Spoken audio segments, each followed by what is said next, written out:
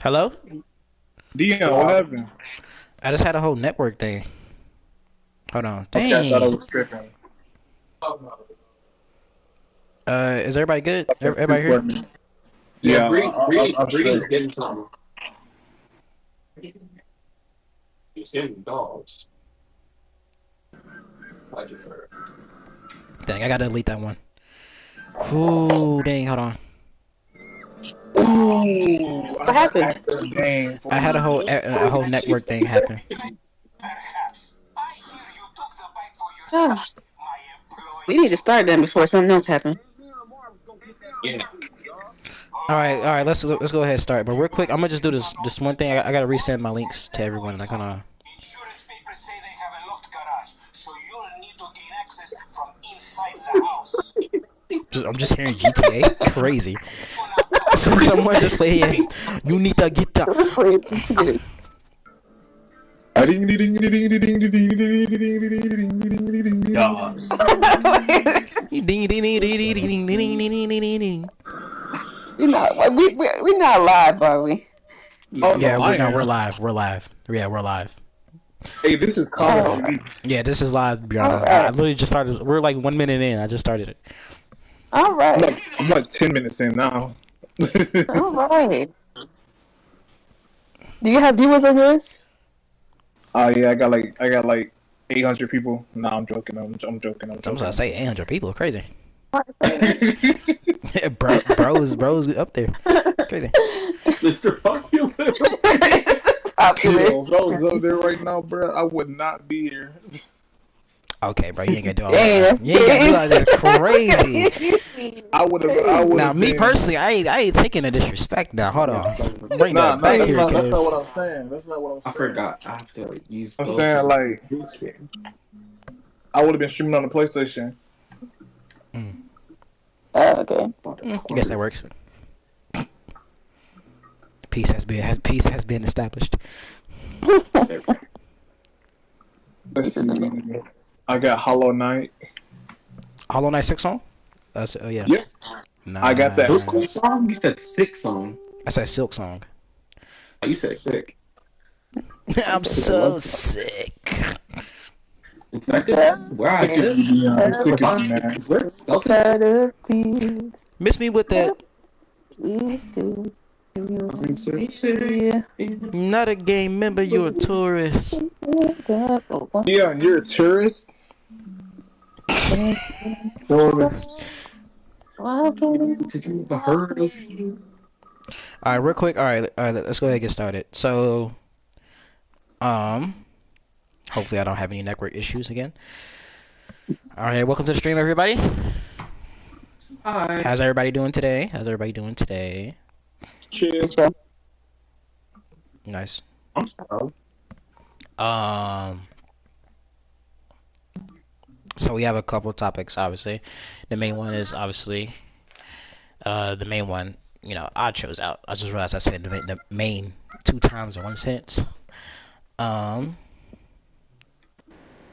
so we have some good topics to cover today, guys. We have some good topics, some good ones. It's gonna be some good yapping today. Some good yapping tonight, definitely. So we're not gonna talk about Dion just glitching, lagging out for a second. I was glitching. Nah, I seen you lag out. I lagged out. Yeah. Yeah, bro, you tweaking, bro. You tweaking. Hey, hey, it is what it is, you know. It But is go what ahead. it is. It is what it is. Yes, it is. All right, so So soft. so to get things started, hold on. Let me see. Let me actually go to my notes real quick. You're not gonna do your introductions. Hold up, make sure I got everything, bro. I'm gonna do my introductions. I got it, bro. All right. Sorry about that. All right. What's good, stream? Name is Whoa. Hello? Yeah. My fault. My whole thing just like lagged for a second. All right. Good evening, stream. My name is I go by my YouTube name, Dion the Saxophonist 23. I am joined by three of my my good friends. One of them who is streaming right now. Um, let yourself be known. Yo, Nike Lunar Clips. Y'all can follow me on Twitch. You feel me? Facts, facts, facts. And then um, we also have joining us is whoa, my controller just dropped. Ignore that. We also have um my good friend Brianna, who, if you don't know, is a very is a popular crocheter. She likes to crochet. She likes to do vlogs. So say hi to the stream, Brianna. Hello. I don't know about popular, but I do have a business. Yes. It's called. I mean, the way you've called- been blown. I mean, the way you've been not- blown up. it's The way not- you've been I blown up have not recently. been blown up. Mm. I didn't start my website yet, but I am gonna be launching it soon. That's what I'm saying. But like, Brianna's once that website Oh, I starts, do Oh, take man. custom orders. You I do take know- custom orders. So if you want to DM me or something, Brianna's Crochet Nook. You can find me on Facebook, Instagram. I also have a YouTube channel called Simply Brianna. Yeah. Jeremiah, you're killing me, bro. Listen. I was scrolling on TikTok one of these days and I seen that food video you did. I was like, yo, Yeah, Leon, tell I your told her. friends- I told her about that. I told her about that too. I told her about that. I was like, Yes, oh, that, yeah, that pasta yeah. was indeed good. It was very good. I was like, yeah, cause look, I'm gonna be in Jacksonville soon, so I'm gonna need that pasta. I ain't gonna lie, I need it. What's up? But we also have a third friend here, Chris. Is Chris in the party? Alright, we got our man Chris. Wait, hold on, sorry. Something else just happened. Nah, Hold I'm on, give me a playing the second. game right now. My bad. Yeah, I got a boy Chris. Chris, real quick, what's your major again? Business major. Yeah, he's a business major. Nice. I'm sorry, low key, I be forgetting some of my friends' majors. Like, if it's not like music or anything, there's majority of the time I forget it, honestly. So that's my fault. Fake friend. Fake friend, crazy. Crazy. Anyways, anyways. Crazy. So we got some pretty cool and some cool people in this party, and obviously yeah, we got cool people in here. and obviously like myself, we're two of us are music majors, and I'm a junior as of now, planning to become like a saxophonist, voice actor, all that type of stuff. So Oh, without further ado, so for the title of the stream, I decided to go with this is a video I've been cooking up, not a video, but a stream, just something in general I've been cooking up for a while now. I was supposed to do this last summer actually, but that last summer was the the feeling of someone passing away. That was last summer's stream. This summer stream is going to be something I've been thinking about, for a good while now, and it's on like a big question I feel like people don't really ask themselves too much. So that big question is like why do you love this franchise so much?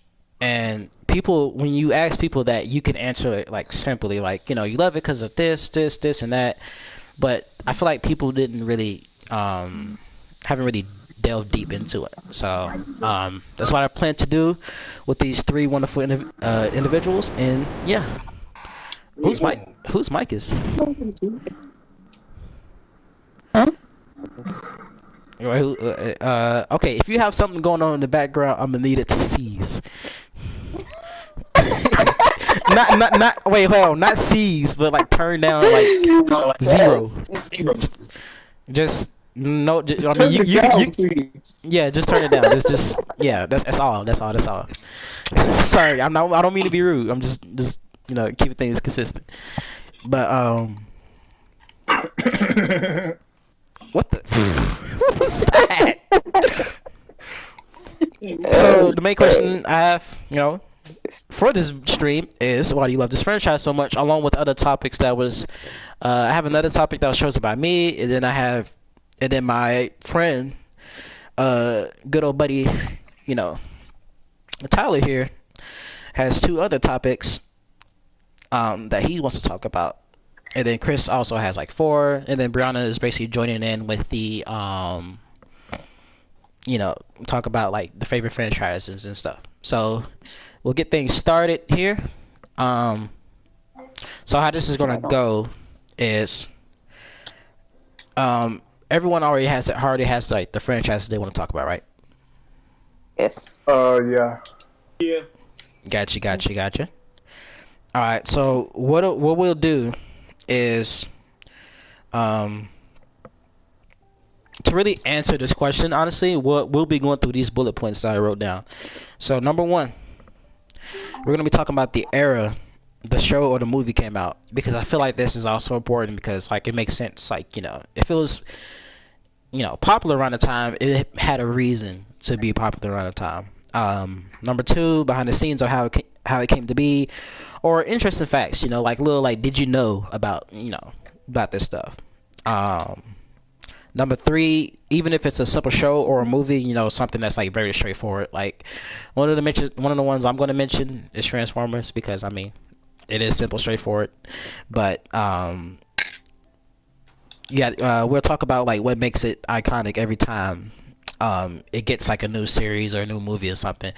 Basically like popular IPs and stuff, or it could just be favorite shows that you like or whatever. So yeah.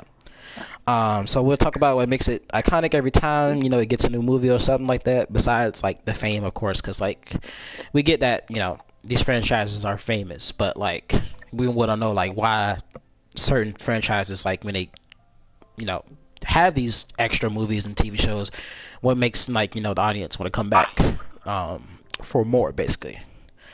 Number four is how does it relate to the audience slash you. This is going to be a really big one because it does relate. Oh, sorry, I heard a static background. How does it relate to the audience slash you? This is going to be a good one. Number five. This is kind of a personal one. How goated is the soundtrack? Now I had to mention that because I mean I'm gonna be honest. Some soundtracks be fire. Bro. I'm sorry. I'm someone who loves like soundtracks and all that type of stuff. So excuse me. And then the final one is what is the goal of this said show slash movie? Like, what do you think is the end goal? Like, what is this show trying to achieve within either this franchise or like it could be something like a simple show like that doesn't like that's not too much of a big franchise, like just basically just tell what do you think the goal is, like what's the like how does it inspire and all that type of stuff. So yeah, so what we'll do is we'll do ladies first. And that means you, Brianna. That means Brianna gets to go first. Sorry, I was muted. I'm sorry. What am I asking? You said a lot, and my brain kind of I don't remember everything you said. What was the first thing you said? So first question. Okay, so you already have your franchises and everything already picked out, right? Oh yeah. So for this one, so the first thing is like talk about like the era like the show like or a movie came out, basically like the ones that you chose and like what like really makes them like special within that era, basically. So that's the first one. So so what will happen is I'll ask like the question and you'll answer it, and then like we'll all like individually like give our like our opinions like on that, and and we'll go from that. So talk about the era, like this show or movie that you have chosen. Talk about it. Honestly, the two that I have chosen aren't really. I don't know if the era would necessarily contribute to the popularity or the storylines that are in the franchises. The two that I want to mainly talk about is Zombies from Disney, and Degrassi, which is a Drizzy. Canadian show. Okay. Just- Well, yes, it is a Canadian show that Drake was on, yeah. But Which one? those are two I want to talk about. I think Degrassi came out in like early 2000s. Like I think it first came out 2003. So, 2003. but I don't necessarily think that that contributed much. Hi. I don't think that contributed much to the popularity. I think what contributed to the popularity was the fact that this one that debuted in 2003 was a continuation of a previous Degrassi series. Hi, baby. Hello. Sorry, my cousin's walking in. Say hi. You good. You good. But so I don't think the air had anything to do with it. With zombies, they came on like 2000. Came out in 2015, Oh, 2017. yeah, like 2015. I think around that time, 2015 era, there was a lot of musicals coming out because there was Teen Beach Movie, Descendants. Classic. Well, that era, like between 2013 and 2015 ish, there was a lot of different movie franchises coming out. High School Musical came out way before that. High School Musical came out like 3. early 2000. But so there was a couple of different musicals coming out around that time. So I think maybe that could have contributed to popularity since they had multiple different musical franchises coming out around that time. Nice. And it was different. It wasn't like, because zombies is like, it's about monsters and monsters being incorporated into everyday life with human beings. So I think that because it's different than what the other musicals had, I think that could have contributed to its popularity more than anything. Nice. Anybody else got something to say about that before I before I talk? I have nothing. Okay. I definitely agree though. Yeah, I also agree. I think honestly,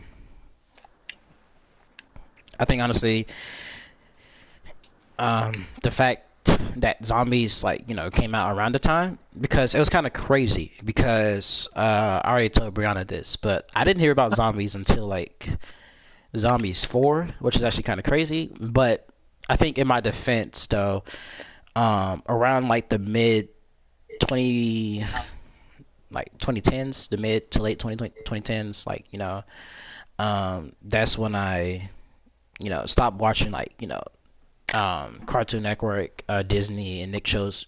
Honestly, kind of in general. So for it to resurface and be be made known just in general is honestly it's honestly really good. And I'm glad I had the opportunity to watch the zombies movies though.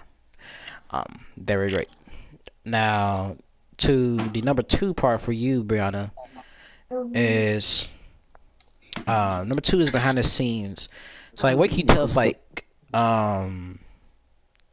or not even just behind the scenes that makes things interesting, but just talk about a did you know type of thing, something interesting about Oh, so I'm answering all the questions, and then we're gonna move on to someone else. Yeah. Okay, got you. yeah, basically. Okay. So I would say, well, I'll give a brief explanation to Degrassi and zombies because they probably don't know what it is. So Degrassi started off with, the very first Degrassi was Degrassi Kids on the Street, I think is what it's called, and that was back in the 70s or 80s, I think. I can't remember when it was, but and at that time they were actually they were little kids, they were elementary students. Then later on, they had Degrassi Junior High that came out later on, and they had the same kids that were in that show, but they were older.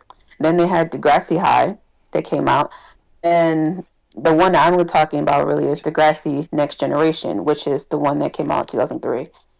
And that basically Degrassi in general is just a show that follows teenagers growing up and going through, all the teenage things: puberty, relationships, drama, school, just pressure, social pressure, all that stuff. And there's a lot of heavy topics in this show.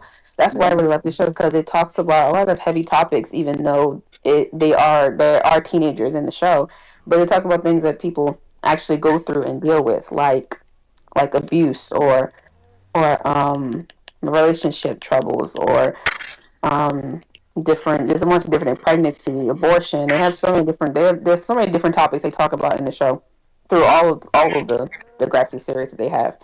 But Degrassi Next Generation was like 14 seasons. So that's the one I mostly watch.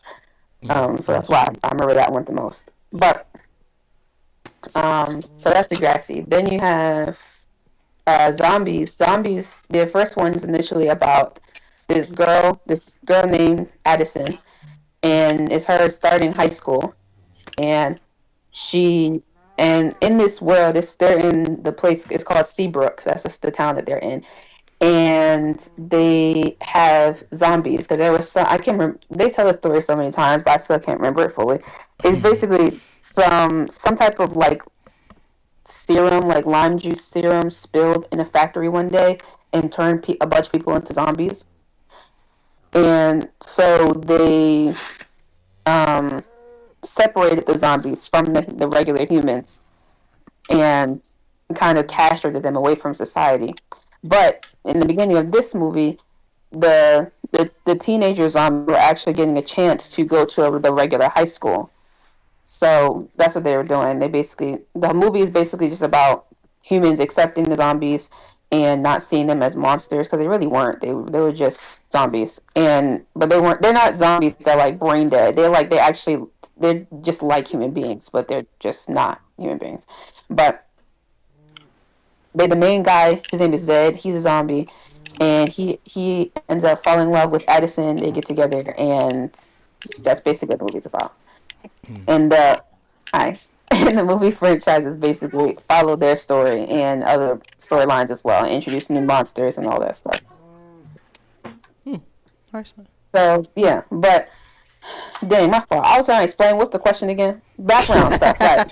So background stuff. I guess I give you a bit of background about Degrassi. Like I said, there was multiple different series before the one that I'm talking about. I guess another background is that it was filmed in Canada. That's where the show was. And another fun fact, like I've already said it, but Drake actually was in that show. Drizzy. In the early seasons, he was in the early seasons. It's so rolling, you gotta stop, watch. No, never stop. Yeah, that's kind of where he got his start for real. So is that? I don't know if I know any other behind it. It's not anymore. I used to know more behind the scenes stuff, but I don't really know much anymore that I can think of off the top of my head.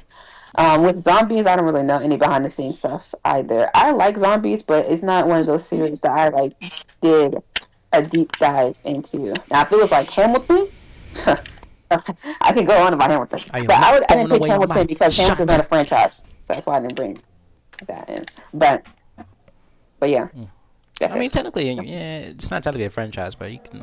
It's like revolutionary, technically. Yeah, sure. But I think the third question. So, third question I got for you is, this third question is kind of crazy. I don't think the third question has anything to do with like the two ones you took. You said, because I said even if it's like a simple or a simple show or a movie, which I'm pretty sure like Degrassi and Zombies is honestly they're simple, but they're all like told like with like interesting stories. So I say even if it's a simple or simple show or movie franchise, what makes it iconic? Actually, you know what? No, this is more like a franchise basically. But I guess you can mention Degrassi, like what makes like like I guess what I'm asking for this one is like there's like multiple series of like Degrassi, right? Yeah. So did like the popularity, like did people want to tune in like as the series like went on, or was it like more like a decline? Oh no, the reason why they had so many series was because of how popular it was. And it was definitely popular in Canada for sure, but also was popular in America as well. And so and how does like wait, hold on, sorry, like how does having a brain fart, how does it like stay popular with like each each series and stuff? Like does it like do something like especially like consistent, or is it just like still doing this to like its own thing? I definitely think they're very consistent throughout all the shows. I don't know what Degrassi Kids is like necessarily, and Degrassi Kids definitely had a different tone, I'm sure, because they were younger.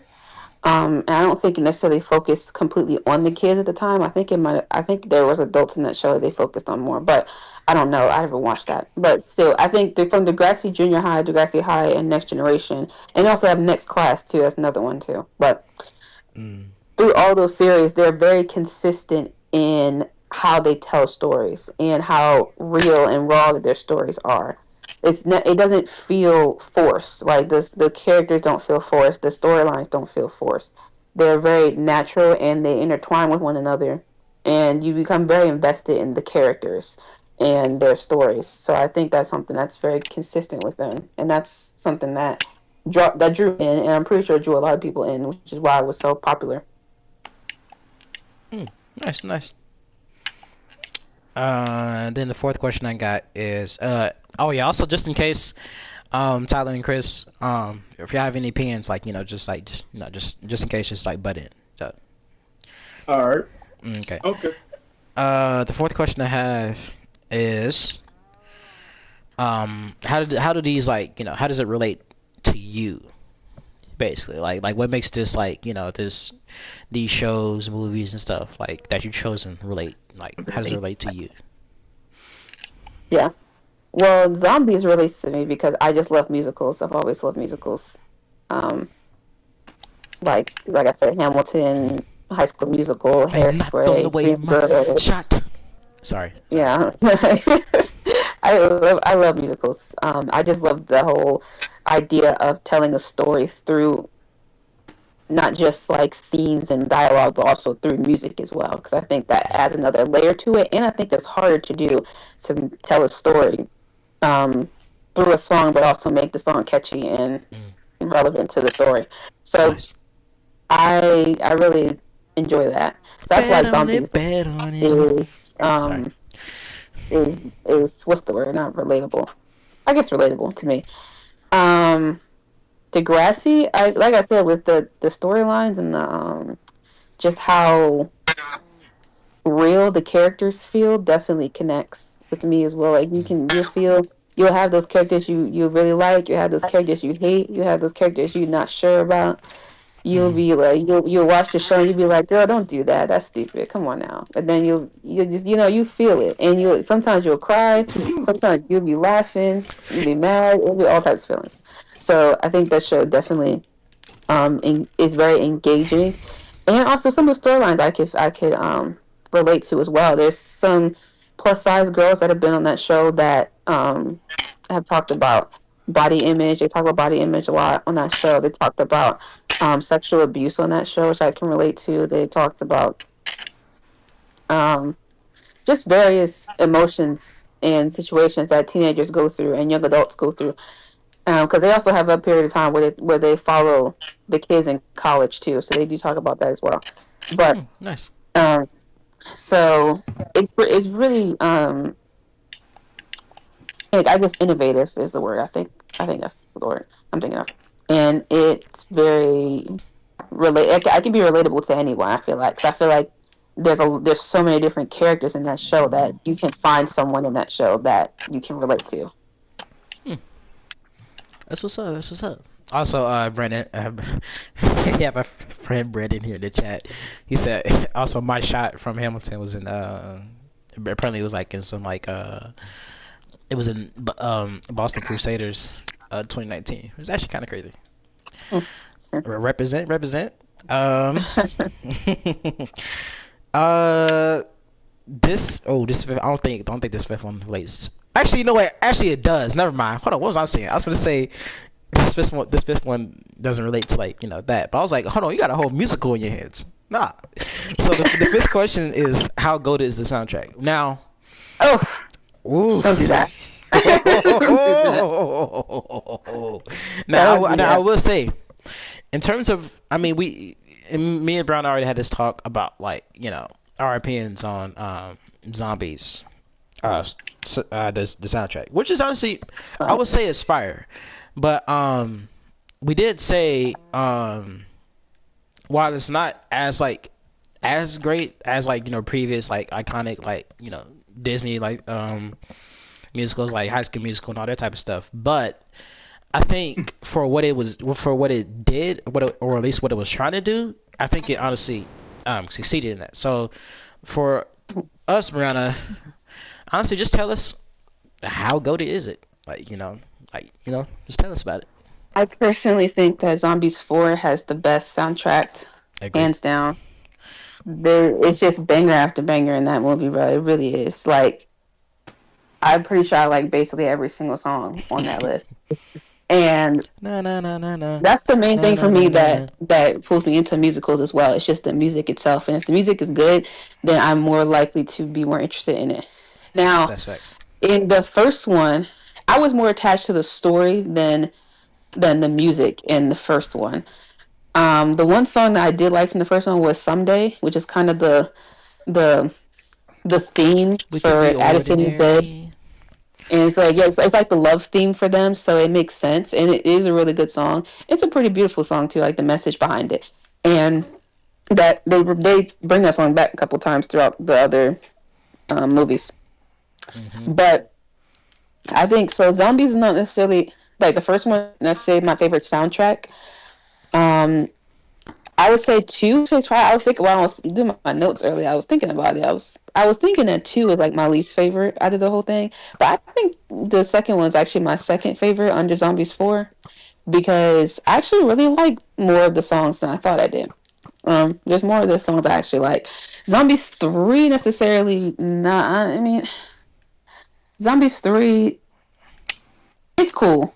I mean, it's all right. I mean, Just- honestly, if I'm gonna be just honest, felt the main like they song. were. Oh, my fault. Go ahead. I didn't mean to cut you off. No, you're fine. Go ahead. Honestly, the main song that like had me like bumping Zombies 3 is like the alien invasion, bro. I was like, okay, hold on, this is getting crazy. Yeah, that part was The cool. alien Like, invasion was. I kind of liked it. I kind of don't. I don't know. Weird. I It think is for very me- mixed, but I think it's fine. Yeah, I think because the whole vibe of the music in general, from 1 to 3, is kind of like this poppy, electronic kind of vibe. So it's, which I usually like, but I wasn't the biggest fan of it at times. It also has some hip hop and rap elements into it as well, which I did like that. But for the most part, I wasn't fully. Actually, no, I lied. At first, I didn't really like the rapping that much, but after a while, I got used to it, and I started to like it more. That's how I felt with Hamilton too. I didn't really like the rapping at first with Hamilton either, but I got used to it after a while. But So this is my declaration. Sorry. Man, my Hamilton brain Right. is going crazy. but yeah, that I think. So yeah, but Zombies 4 definitely, they still had that pop element into it, and that it still kind of had the same musical like genre and vibe, but it was still, there's something different about it though. Like it felt more authentic to the characters and authentic to the storyline that was happening. So I don't know how to explain it, but it just felt better, and it sounded better too. Personally, I just think the songs are just great. Yeah. So yeah. That's nice. But I also think well, I've been telling Brianna this, so I'm gonna go ahead and tell the audience, tell everybody this. I think Zombies 1, I do think was like a more like focused type of story. Like you was focused more on the story, which I agree on. I was too, but I think it was like a good one. Zombies 2, Zombies 2 was like there was good music in it, but like I felt like there were some times where like it's so weird to like say this. I told Brianna this. I was like, there's times where like you would there's this particular character in this movie that has very one note. And the thing is, I don't mind one note characters at times. Sometimes one note characters can even be my favorite, honestly. Like take for example, what's up? Elaborate. What do you mean by one note character? One note characters, they basically just have like the same, like every time they're on screen, it's just like that same personality again. Like there's nothing different. There's nothing like it's just like the same. It's either the same running joke with that character. It's just like it just repeats, and then you just Okay, got it. get tired of it. I'm sorry. I low key should explain that. My fault. But thank you for calling me out on that one. So yeah, that's the only problem I pretty much had. I mean, I was gonna give an example of like one of the characters that I do like. I mean, I think like Bobby from Bobby from like a Goofy movie. I don't know how many people here who have seen a Goofy movie, but he's basically like just laid back surfer dude. But like the thing is, it works because in the sequel, he's doing something else like different. He's just more character, or it's just like the scenes get more funny. Like if you build upon this character, like you're doing with the one note thing, it could be one note, but if you don't do something like a bit more interesting or like give it at least a little bit of more plot, you're basically just having a one note character on screen that's just like causing you to like rage a bit. But Not rage. you can, yeah, just a bit, not really like Yeah. actually, not actually rage. I know the character you're talking about. Her name's Winter. Yeah. And so basically, in each zombie movie, they introduce new like monsters. So in the first one, obviously, it was the zombies, and then the second one, it was werewolves. Third one was aliens, and then the fourth one was vampires and daywalkers.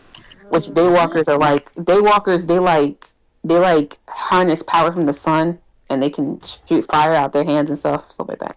Which I'd never heard of that beforehand, but That's crazy. But so with the one he's talking about was a werewolf in Zombies 2. Her name was Winter. Mm-hmm. And she definitely is one note. I think respectfully, I think it also could do with the acting as well. Okay, I think I know who that person is who played her, and I think she was an influencer at the time that just got into the movie somehow. Not sure. There's no hate on her, do you? I don't care. I'm just saying, I think one note characters can work, and I think it Yeah. but it also depends on the actor that plays those characters as well. I mean, like, I just gave an example of like, of just that. Like, if you do something like a little bit more interesting or a little bit like, twist it up just a bit, it could work. Like sometimes I'd be liking more of the one note character than the actual main character. It'd be crazy. But yeah, That is crazy. honestly, and in Zombies 2, I told Brianna this. There are certain times. I say this criticism is weird. This criticism is like really weird because it's a musical. But sometimes I think like I said sometimes 2 times, crazy.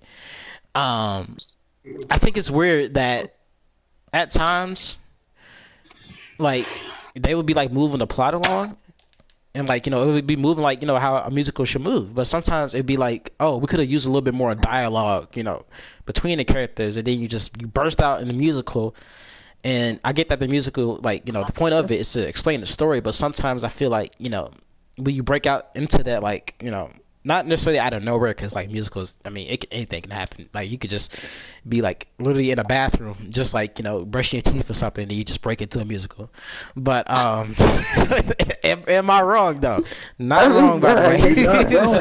But like, there's literally, like, plot points where it can be, like, oh, you can have, like, a serious talk, like, between, like, the zombies and the werewolves, but, like, you threw in, like, the extra, you threw in, like, the extra song. True.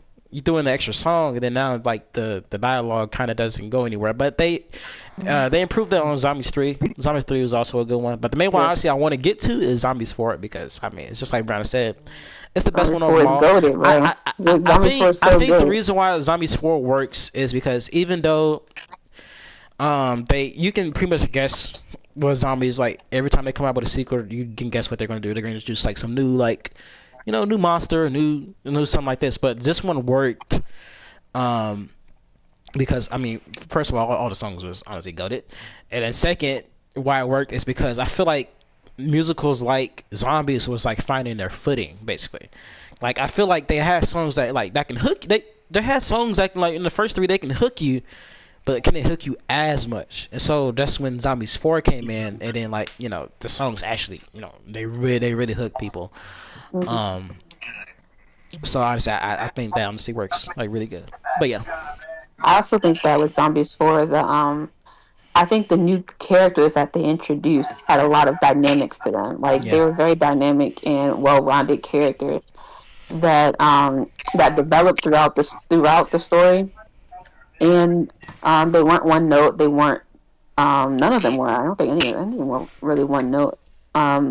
They developed, like I said, and they had good chemistry with one another that's on true. screen, so it felt authentic and it was different. I don't know. It's also different because they introduced two new monsters instead of just one. Because the other ones they just did just the werewolves, and the second and third one they did just the aliens. But this time they had two, and it was also unusual because usually the monsters aren't rivals necessarily, but in Zombies 4, the Daywalkers and vampires are rivals. So that added another interesting element to it as well. Yeah, so. And I think also,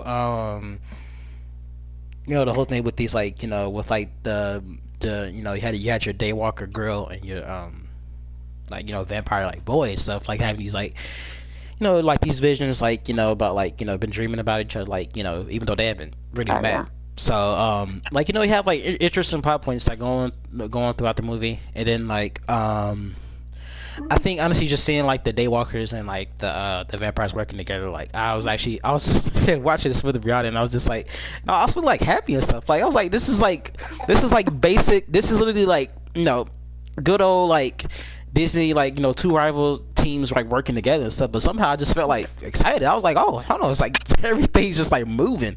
So That's another thing with yeah. with Zombies 4. I think with Zombies, I can't remember 2 very well, but I do remember 3. That it kind of, because in 3 it kind of ended off. This is spoiler city too. We should have said that in the beginning. Oh yeah. There's a lot of spoilers. My So fault, sorry. my fault. It's okay. Look, they'll But- they'll forget. You'll forget. Woo. In Zombies 3, Addison. That's when Addison found out she was an alien. That she was part alien. She's part alien, part human.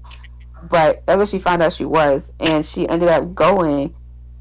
She was going to leave with the aliens to find their planet, but somehow I can't remember what it is. But somehow they figured out a way for her to stay on the planet.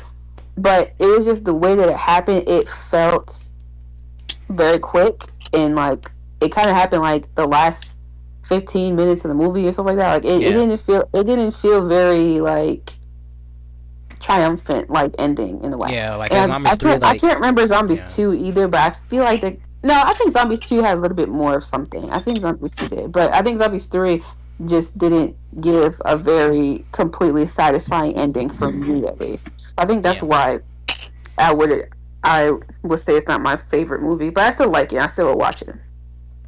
That's nice. I do think like that ending with like Zombies 3 was just like kind of crazy. It's like, oh, like she's leaving, and then like, they like, oh, let me introduce this plot point just to get her right back on Earth, because Yeah, literally, like that's literally what it was. she literally just said, oh, I was needed in space, like, but the plot was like, dang, wait, no, we need like the alien girl and the zombie boy together, so we need to introduce something to pull them back to Earth, and then it's like, yeah, then everything ends all happy and stuff, basically. Yeah. That's what But, I'm saying. Like in the other ones, it had more of a challenge to overcome in those in those other in the other ones, and so I think that's why it was more satisfying, especially in Zombies 4. It's like you said, it was very satisfying seeing the two rival groups finally come together, Yeah. and get the thing they needed to do in order to fix everything. I think the last question I got for you, honestly, is what is hold on, let me pull up my notes here. What is the goal? What do you think is the goal of like these, like, said shows and movies, like, that you got, like Degrassi, like, because I feel like with Degrassi, like it's basically showing like the life, of these kids, like teenagers and all that type of stuff, and then Zombies is obviously, like you have, these two things are like teaching you, are teaching you like good, like, valuable lessons. So it's honestly, I'm pretty sure you already. I mean, technically answered this question already, but I mean, I guess you could just say it, just to get I'll say to it get- more explicitly then, I guess. So with Degrassi, it definitely is about awareness. Because like I said, they bring up a lot of heavy controversial topics in the different character storylines. And a lot of the times, at the end of some of those episodes where they do those heavy topics, they will always have like in some shows sometimes where they have an episode with heavy topics at the end. They always have some of the actors come on and be like talking about the topic and putting like a number on the screen or something like that. Sometimes they have a lot of that in Degrassi, a lot of stories that to bring awareness to certain things. And so I think that's really the main point of that, is to bring real authentic stories that anyone can enjoy. I feel like this show is for teenagers, the show is for young adults, and even adults too can enjoy the show, because that's just how diverse it really is. And because they also have adults in the show too that they have storylines with, so it is more focused on the kids, but still. So, but yeah, I think that's what the show is really about, just awareness, really. And then zombies is more focused. Hello? I mean, Yes. There you go. so. Sorry, hold on. You good? You good? I was sitting on that couch this whole time and then completely forgot what I really wanted to ask you when I got here. Now you about to go and everything. But so I have a show on July 17th, right? And I have like these background dancers. I have a vision for a top that I want them to wear. And the kind of thing that would be like so cute if it was made out of y'all, right? Okay. Like, it's your specialty. Hold on. Yeah, you go ahead. You can answer the question. I'll answer it after this. Okay. What's your Instagram? I do have Instagram.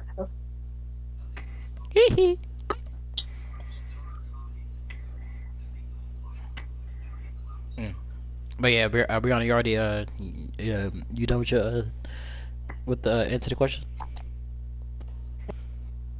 No, I'm not. Hold on. Oh, my fault.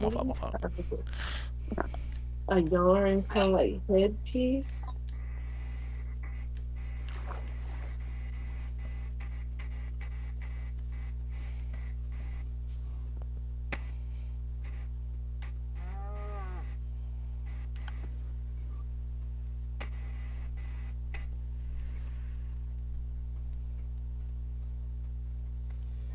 Y'all can go ahead and continue the conversation. I know what to stall y'all. Oh, you good? I'll finish answering in a little bit. Okay. Tyler. All right. You're next. Yeah. Alright. It's crazy. Let me get off Call of Duty real quick. Bro was gaming. Nice. Nah, it's been like a couple of years since I played it, so you know. I've been honestly, it's been a while since I played Call of Duty, honestly. So what was the topic again? This topic is, so we're going through the why do you love this franchise so much, and we're going through some bullet points. Gonna ask you some questions. We're gonna give our own takes on it, and yeah. Well, me, I don't personally have a franchise favorite, but if we going based off like movies and TV shows, yeah, we can also do that too. It doesn't have to exclusively be that, basically, but yeah. Yeah, I would probably say, are we there yet? Like are we there? Like Ice Cube? Yeah, Ice Cube. Nice. And you may be wondering, why did I say are we there yet? Because I mean, watch it. You see the reality. You basically see the reality of a person who is dating a woman with kids. Yeah, honestly, it's been a hot minute since I seen Are We There Yet. Not gonna lie, it would have been even more crazy if you said Friday, which honestly I would also understood you, honestly. I'd be like, Friday, it's also a good choice.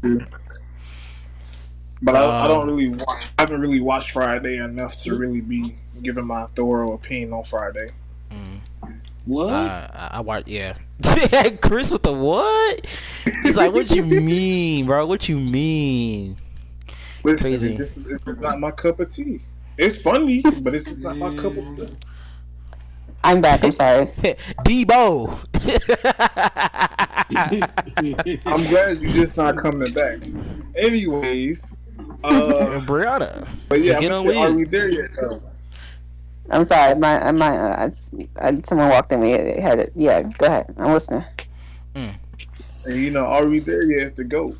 That's a goated movie. Are we It there is. yet? And Ice Cube, baby. second, and I you know, guess like I you. was saying, it showed like the struggle of somebody of a grown man hitting Grown on man. basically being friends and then eventually dating and getting married to a woman with kids. It shows the And it's also struggles. like really funny. I think honestly, what makes it good, It really is. good for me, is that it's really funny. Honestly, Yeah. almost any movie with Ice Cube is honestly really funny. Nah, Especially facts. especially the People one don't- with the I forgot which one this was called, but it was the one where he's like a teacher basically, and he was like he set up a whole like fighting match with like this, the other teacher. Was like crazy. Like bro was like a whole menace in the movie, but Crazy. Talk about Fight Night. yeah, Fight Night, yeah. I'm so glad someone I got never that. seen. I never seen that. But you know, you got any questions you want to ask me about the movie? Go ahead. I was gonna ask, like, first question was gonna be like the era, you know, like what makes it, you know, so special. But then again, I was like, actually, you know what? Yeah, I'm actually about that. I mean, well, I can go ahead and answer that for you. Mhm. Um, we all know it's the early 2000s movie, Yeah. Around the But- little man, the white chicks, you know, no facts. Don't be a menace and all that. facts. But you can't really put a era on it. You can't really base it on an era because that's basically today's society. Like it's something that still kind of happens. You have men who date or be friends with these women and help take care of their kids, and eventually they do date. They do have a hard time because they either not used to having kids or being around kids. Mhm. Honestly, oh my gosh, you just reminded me of Baby Kids. Oh brother. Oh, talk about another classic. Talk about another one. I don't know what that Crazy. is. Okay. Watch this one at least, man. Brianna, have you seen Baby Kids? Mm-mm. Oh, interesting movie, by the way. Interesting. Oh man. But yeah. What was the other question I had for you? Other question I have for you is, I mean, I was gonna ask about like behind the scenes, like you know, if there's some like interesting behind the scenes you know about it, or any interesting facts you know about the movie. I think the main interesting fact I can give about it is like you know the nostalgia of it basically. I don't know Yeah. if y'all know if y'all seen it, but literally the little girl basically I forgot the character's name to be honest, but the little girl's name, you know, like in all pink and stuff basically. When Yeah. she took a picture like years later comparing to like you know how she looked, you know, in that movie to like now basically. So that was interesting. So like you know any like interesting stuff about this movie? Interesting stuff about the movie. Well, obviously, I ain't do my research on none of this. Give it a buck. But I think if I had to put this movie in a real life aspect, I mean, it's like I said. I mean, I see it as a movie that glorifies what a person would go through with kids, especially in the early 2000s. But even more so, like nowadays with our generation. I feel that.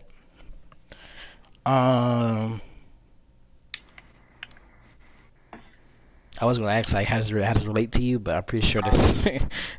I mean, it's Yeah, kind of crazy. that doesn't relate to me at all. It's like yeah, it's like Tyler is literally gonna be starring in a movie where he. where Trying to raise somebody up with kids. So I'm saying, bro. Also, don't know if you know, but Will Ferrell and Ice Cube is actually good friends. Nice. I mean, I kind of figured it out honestly now. Think about it, but yeah. What else? I was gonna ask. I mean, this question doesn't count. how good is the soundtrack. But honestly, I don't remember many of the songs from the movie. Honestly, not thinking. I mean, They had a Prince song in there. That was the first the one. only good song that I can remember is when the little girl was started singing in the little children's place. I Oh yeah, remember that one. respect. Nice, Mhm. nice. Final question. R-E-S-P-C-T. I mean, you already told me. Well, you already basically answered the final question. But the final question is honestly, what is the goal? What's the goal of this movie? Like, what it's trying to do, basically.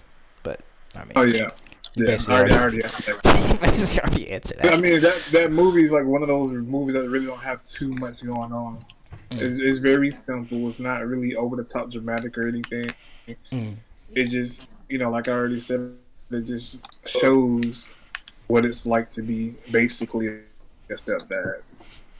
Nice. So, and then we move on to our next guy. We got Chris. Wait, hold on, sorry, wait, before we move my on, fault. can I finish answering my question? Oh, my fault. Yeah, my fault. I'm so sorry. No, it's fine, it's fine. I'm sorry, my uncle's girlfriend walked in actually about some crochet stuff, that's why I had to go. But what was the question anyway? Man. You talking about what's the question? Soundtrack? Yeah, it was like what's the main purpose of the thing? Yeah, the main portion. Yeah. Okay, yeah. I always say Degrassi. So zombies is like, I think the main purpose of that is under all the monster stuff. I think the main purpose of it is just the acceptance of diversity and accepting people who aren't like you, and realizing that love can happen there, friendship can happen there, equality can happen, regardless of whether this person looks different than you, acts different than you, grew up different than you. We all the same. We all flesh and blood. We all have the same organs in our body for the most part. We all have blood running through us, all that stuff. So I think that's the main point of zombies. I think honestly, I think that message was it's like really good. But that's all I'd say.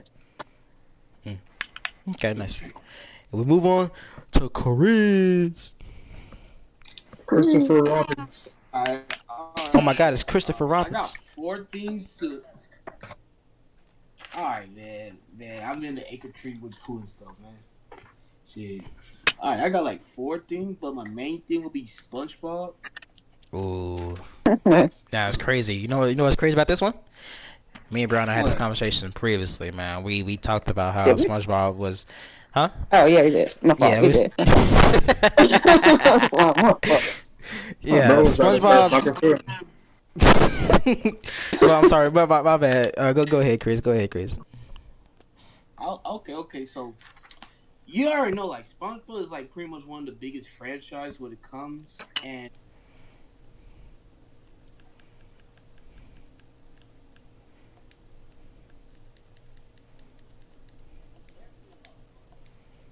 the memes, the movies, the show itself, My and leg. even the yeah, and even the history and the background and the drama it involved, which is pretty much a lot, especially like how they handled the show after the creator death, which I also believe is pretty messed up, but hey, that's just personal. To honestly sum it up, should have ended the show. Plain and Yes, I agree. No, literally, Like- it definitely should have ended it. But we need the money. Arr, we got to Mr. Krabs behind the Yeah. Greedy. and that is one of my main points. Like, they should have ended the show at the movie, because look, if you think about it, the movie was literally going to set him up become a manager. He taking on responsibility, and then the main focus of the movie is like him proving his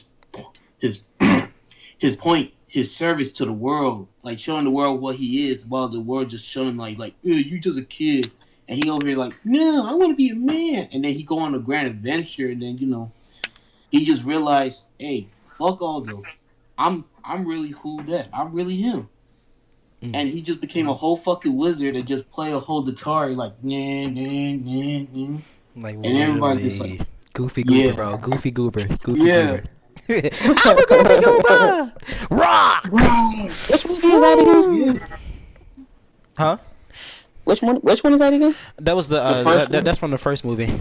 Because originally Yeah. SpongeBob was originally supposed to end with the first movie, which honestly, I'm gonna be honest, I'm gonna give my opinions on that. Honestly, I think Sponge Out of Water was good, but I wouldn't mind if the other movies and the other seasons didn't exist. Because like I think SpongeBob was in like in a good place like that. Like there's so many iconic moments of SpongeBob. It's actually crazy. Like the sweet victory, like oh, we could just go on and on. But well, you what did you say? Chocolate. Did you say chocolate? Chocolate. Chocolate. Bro, that was so dumb, bro. He did all that just to buy chocolate, the whole thing. Like, bro, why are you being so dramatic about it, bro? Literally. Get the chocolate. Can I get Oh some my god. chocolate? Dog, we can sit here. We can literally just sit here and make so many SpongeBob references, bro. Like, how many times we gotta teach you this lesson, old man? I love the young people. Rev up those fries, cause boy, I'm hungry. Like, oh my Wait. god. Y'all remember when Squidward first tasted a Krabby Patty? And Oh my, he's like, oh my god, I love it. Yeah, bro Bro was in tweaking over it. bro was, and he was And trying he's to play like, rough like he wasn't. That's the thing about Squidward is like he's so fake for real. Like I remember, like I've been recently rewatching some clips and stuff from SpongeBob, and like you just realize how fake Squidward be for real. And like SpongeBob is so like he just wants to be a good neighbor, and like he did be annoying sometimes. I'm not saying that he's always right. He do be annoying, that is for sure. But most of the time, it's just he's just coming from a good place, and he's trying to, I don't think he doesn't have social awareness for real Yeah. and boundaries. Nah, he So- definitely doesn't. No, so I think that's what the issue is, him and Patrick. But Squidward did just be treating him like he be treating him like dirt on the ground, bro, like sand under his foot, bro. Like I'm like, bro, it's not that deep. Like just be nice. Why can't we be nice? Literally. Like Yeah. he's just so fake, and he's still iconic though, but he's fake. Dion, What's up? is this the Krusty Krab? No, this is Patrick. No, this is Patrick. No, it's Patrick. Crazy. Oh my gosh! And then like the whole fish bear, bro. Oh my gosh. Squidward, you gotta stay in the circle, man. Stay in the circle. You step out the circle, you're getting attacked, bro. Crazy. Chris. Science lately. Yeah. I'm pretty sure. Well, I'm gonna ask you these questions anyway, even though we already like just breezing, like just yapping about it. But the first question is obviously like the era, talk about the show, because like honestly, SpongeBob came out like at a good time, really good time. So like just talk just talk about that a little more. Yeah, like SpongeBob came out at a time where like even Nickelodeon was literally in their prime, like with Rugrats, Rocco Martin Live, also like Rocket League, not Rocket League, Rocket Team, whatever, and then they got also like Nickelodeon. I knew you was gonna say something, Tyler. I knew it. I wasn't gonna say something, Tyler. I'm sorry, but go ahead, Chris. And they were like having a great golden age with animation with like other shows Untold by Ginger. But let me just say that. But yeah, like at the time they had Tom Kenny playing Mark Ryan Life, and I think Steven Hillenburg was also working on another show. Crazy. That's how he was able to push SpongeBob, because he already was working with Nickelodeon at the time, and basically that led him to be easy access. He could drop the show, and they had to make like crazy revisions for the show to even be on Nickelodeon. Like Golden School was not even gonna be added in there, but Nickelodeon like, but it's a kids show. You have to put something with school in it, and he like, fine, Crazy. add Golden School to it. So I mean, it's an iconic part of the show, so I guess it was a good call. Yeah. I would say with SpongeBob's humor, it can sometimes not be on the air, but I don't think it's like as bad it's not nearly as bad as like I'm surprised shows like Family Guy and stuff is like that is still running because man, shows like Family Guy, South Park, for example, it's still running. So, I think the second question I gotta ask you is, I was gonna ask. I mean, you already answered the whole like behind the scenes of how it came to be, right? Yeah. Okay, and then within that question is also like interesting facts basically, and like any interesting things about it. Cause I'm pretty sure we all like know some interesting things about SpongeBob. Yeah, not really, no. Alright. But you can hear the first iteration of SpongeBob voice on another cartoon. Oh. I forgot what it called, but it's like an old cartoon you literally could just look up on YouTube. They have the whole series on YouTube. Crazy. I think interesting fact I can say is that like Tom Kenny voices like a lot of I mean, I'm pretty sure we all know. I mean, Tom Kenny's the voice of SpongeBob, but he voices like a lot of characters in SpongeBob that you probably wouldn't know. I think the ones that is like the obvious one is obviously him voicing like the pirate or being a pirate. Oh yeah. yeah. Is he the Flying Dutchman or is it someone else? He's also I'm pretty sure he was also that one. Which for some reason in the recent SpongeBob movie they had the Flying Dutchman being played by like Mark Hamill and stuff. So I don't know. Was he the Flying Dutchman? I don't think so. I feel like he was, but I could be wrong. But just to make sure, I'll do research. I don't know. I thought he was for some reason. I'm not sure. Hey, I do have the name of the show, by the way. It's called Mission Hill, so you can just watch it on YouTube. It's gonna be like the episode where the one that goes to Comic-Con. You can actually hear the first voice of SpongeBob. You said Mission Heroes? No, Mission Hill. Oh, Mission Hill? Yeah. Okay, gotcha. And he also does play another character in there. He gonna be like one of the gay lovers in it. Crazy. Yeah. I wasn't expecting I think it's that. oh my gosh, you know what's crazy? I wasn't expecting that. we wasn't expecting that. But you know what's crazy? Y'all know what's crazy? Oh my gosh, I got an interesting fact. Did y'all know Brianna's gonna be seeing this, so it's gonna be kind of crazy. She's gonna be hearing SpongeBob voice actor saying these crazy things. But Tom Kenny is in one of the Transformers movies, which is funny because he voices it's him and like someone else.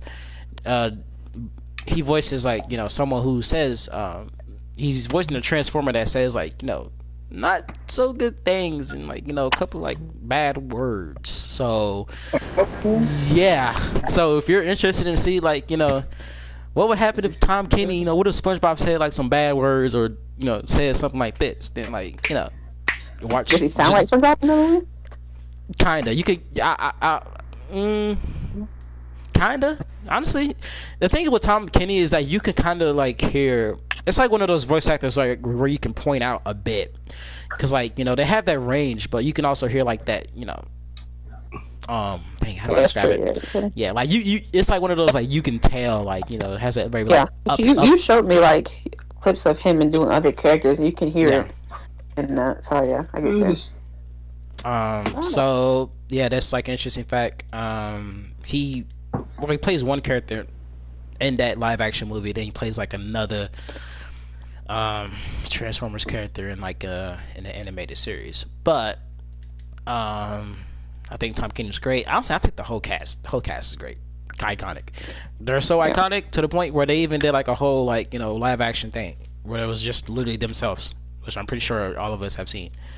You did? Yeah, just look it up. Like, there's literally like a video of just like them, like literally like in their like positions and everything, like Squidward at the cash register and all that type of stuff. They actually got the actual actors doing that. It's kind of that birthday bash thing, right? After the birthday bash, I know that because the Popeyes nuggets came out during that time. The fact that you remember that is insane. They called him out like that. Called him out like that. No, the fact that you remember that is crazy. Like, I don't even know. I can't really remember what I ate yesterday. Like, what are we talking about? Exactly. Oh, wait, never mind. Okay, so the Flying Dutchman wasn't played by Tom Kenny. He was played by someone named Brian Murray, basically. Someone, Okay. original I don't know why I thought Tom Kenny played him. Honestly, I wouldn't be surprised because I mean, it's like I said earlier, he voices like a lot of characters in this show. So I have an interesting fact for you guys. Ooh. Patrick isn't dumb. yeah, he's only actually- dumb. He's only dumb nowadays. They made him even dumber. Yeah. He is actually one of the smartest and brightest characters in SpongeBob. And which was sadly ruined when he got his own show. And True. that is why he just portrays himself to be dumb, because he wants to fit in with everybody else and be able to make friends. I feel like that would be true, but I don't know. That's a valid point. That makes me think about that one episode where he gets his head, like top of his head replaced. Oh yeah, talking about the one where like he becomes He smart. ends up being smart. Like, Yeah. What if Patrick was just a private investigator What? building a case? What is these theories, bro? An An investigator? In order to build this case, Hey, Matt Pat. acts like the local. It's just a theory. It's just a theory, Tyler. There might be a Okay, documentary out theory. for Bikini Bottom soon. But he just. Oh wait, he Tyler, said Tyler, that even he- better, a show theory, Oh my gosh. Ooh. an animated theory. And Patrick's just actually a gay stripper. What? What? What is going on? You know we're live. We can't just be saying anything. Oh wait, You know? wait. You talking about that one moment where he was like in like those Well, like yeah, that white one movie. boots? Yeah, he was doing Yeah. a thing. Yeah, He's just Oh, being like- himself. he was just being himself. He almost got caught. Open sesame. The open sesame. So- Nice. Well, His I being himself tried. is great. I don't need it. I need it. I need it. I think okay. So third question I have is, even though it's a simple show, you know what makes it iconic? Every time, like it gets like a new episode, or like at least before the original creator, like died and stuff. Yeah. So like what else makes it iconic? Because I mean we can all answer this question at this point. Yeah. Like, okay. Like, to be honest, like, when I was rewatching the show, like, years back, I kind of understand why it was iconic, because, look, each situation SpongeBob was in, somebody could relate to it. And all the jokes, it's understandable. You can actually understand about the jokes and the content there was, and the writing was pretty good. Like, like, there was somebody who's an annoying neighbor after you give them help, like, with the sponge. Like, with that one episode, like, with SpongeBob had to take care of Squidward, like, we all know somebody who like, you didn't know would actually leech off of you if you offered them help, and you actually had to put your foot down, like, Ooh. nah, I'm done with this. I know that too well. You're fun, man. I know that from college experiences. Mhm. Mm. Let me stop. Hold up. I almost got a little personal, but let me sidetrack this just quick. A long time ago, when Dion stayed in the Lakeview dorms, he stayed in Lakeview. He just lived with his roommate. And then nice. Thank you, Tyler. But Oh my gosh. yeah. Long story short, he was a pretty decent roommate, but there was times where he got like locked out. He's like, tell me to crack the door. Wait. Which roommate was this? It's the Tyler knows him because he was here originally. Tyler, can Yeah. I grip a charger? Oh, that retard. That's crazy. Now, when I first heard that, like when me and Tyler heard that, we was thinking in our minds like, we must have been missing out on some slang. Like, we maybe missed something. Like maybe Can I grip? maybe a like. charger? I low key, like, I kid you not, kick back for a second, like, thinking in my mind, I'm like, is this what people saying in Atlanta? Like, is this a new Atlanta slang? I have never heard that. It's just out like, here in it Atlanta must in, be, like, 20 you years. must be from somewhere else to the point where you brought that slang to Atlanta, and then, like, you're just, like, popularizing it to the point where it's just almost everywhere. But it's not everywhere, because it's a slang that doesn't make any sense. What is grip a Oh, charger? yeah. Yo, bro, Yeah, let me. exactly. Hey, yo, bro, What is a let me. grip a charger? Let me grip your pen. Yo, bro, let me grip your controller. Let me grip your toothbrush. Let me like. What are we talking about? I'm sorry. I'm sorry. This is low key. This is supposed to be Chris's subject, but I'm low key. You know, it's crazy, bro. Like, never in my life have I questioned Let me someone's grip a slang. pencil. Questioning slang is kind of crazy. Getting really personal about it is kind of crazy, but I'm getting personal about it because it's stupid. It's stupid, man. But anyways, my main point with this is like, you know, having bad roommates is an experience, you know, we have sometimes.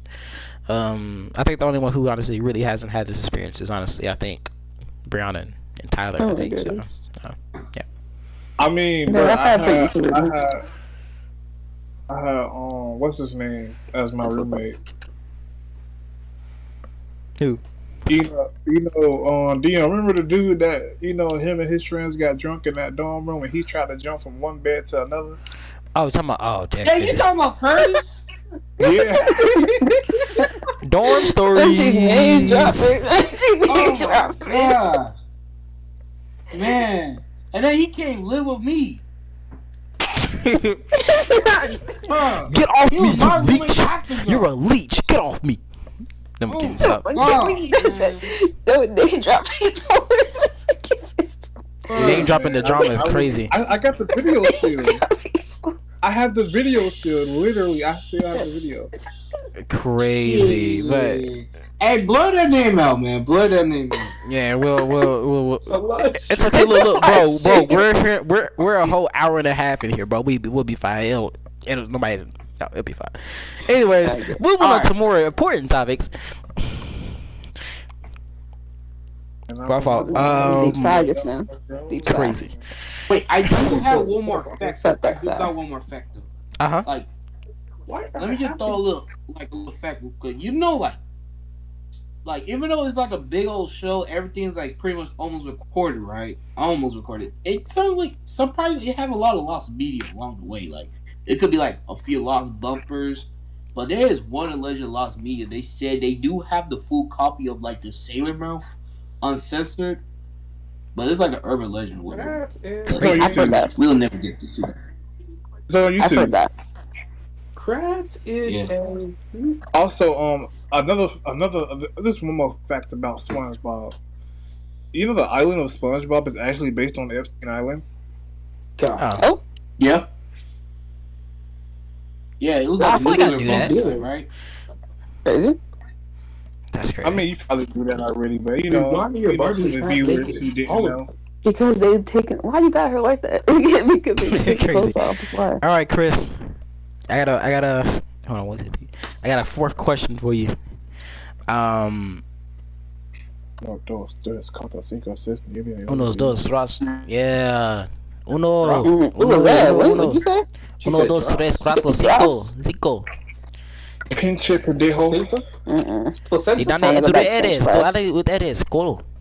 Anyways. Go back to Spanish mode. English mode activated. Anyways. That's crazy. Activated. Crazy. How the day killing me, brother. Oh. Anyways, question I have is, how does like SpongeBob relate to you? I'm pretty sure you answered this, basically. Well, like SpongeBob relate to me because he's not like, if you think about it, he's not like the most extreme, like manly character. Like, oh my god, like. But actually, he's just like a regular person you just see on the street. Like, he just do some crazy shit, like, and he just let his imagination just take him everywhere. Like, what is imagination? Yeah, and then like, even though he's like limited, he just don't let that shit let that stop him though. Like, he just do whatever he want to do. Like, he literally made a whole friend out of a whole bubble, and that bubble just like turn him like nice. Shit. That's what's up. He had a kid too. He did have a kid. He had a wife too. I think his wife got yeah. He was a little abusive. Crazy. What are you A talking little about? abusive, huh?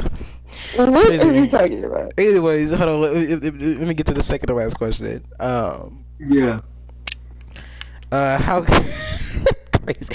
How goated is SpongeBob soundtrack? Which I'm pretty sure we all know it's goated. Come on. Yeah, we know Yeah. it's like pretty good. We know It's like this. the movie, yeah, like the movie's soundtrack is pretty good, and the show soundtrack is pretty good. Like we hear it in memes, like edits and stuff, like the sad violin, like the All little right. small Yeah. violin. Like we can literally sing something like right now, bro. Like F is for friends who do stuff together. U is for you and me. Oh, I got something for you. What you got? Let's gather around the campfire and sing our campfire Campfire song. song. Yeah, campfire song. No, campfire song. CAMPFRESOSG song. Hey, CAMPFRESOSG song. Hey. How you was struggling to say that thing, bro? So hilarious. Oh yeah, It's true. and the grill is not a home. A grill not a home too. I'm a goofy goodbye. All right, last question I got for you, Chris. Oh, it's still a lot of metal. But you had like 3 last questions. Wait, no. I said no. Wait. I said this was. Yeah, he said second to last. Yeah. So I'm saying, open your ears, cuz. Nah. I want to hear it, cuz. I want to hear it, cuz. I want to hear it. I want to hear it. Stop. I'm just saying. Yeah. I'm being ignorant. Yeah. I'm being ignorant. I know. All right, last question. What is the what is the goal? What is the goal of the show, basically? At least in your opinion, Chris. Well, the goal, like, to my opinion, I'll say in 2 ways. Like, the first one was just like, the advertised marine life. Like, that was Spielberg the main reason for making the show. But also, like, the second reason is just like, be creative. Like, just let your imagination go crazy. Like, and just believe in yourself. Like, Yeah. Nobody just think about like, hey, let's make us talk to sponge who live underwater. Does it without any imagination? Cannot come with that. Yeah, Like, literally. yeah, like, and we also seen how SpongeBob also influenced everybody. Like, open up their imagination and just go wild. Like, Even for characters like like Squidward, like there's times where like him and SpongeBob is close. I feel like Squidward kind of respects SpongeBob. He low-key jealous of him. That's why he fake. That's why he fake. Crazy. That's my fault. I mean, he do want to be like SpongeBob if he wasn't so depressed. Squidward is like today's parents who are today's like older people who just miserable and take out everything against us, and then but behind the scenes they wish they could be just like us. Yeah. They not like us. They not like us. It's like that one. There's one episode that what was it? I think Squidward was trying to start like an art class, and nobody showed up to art class but SpongeBob. Oh yeah. Yeah, SpongeBob literally came there. He was so excited, bro. He was like, bro, I'm so like honored to be taught by you, Squidward. Like he was glazing though. He was low-key glazing, but like, but he was just so happy to be there, and he actually knew what he was doing. He actually was an artist, low-key. He wasn't even trying. He was just doing stuff.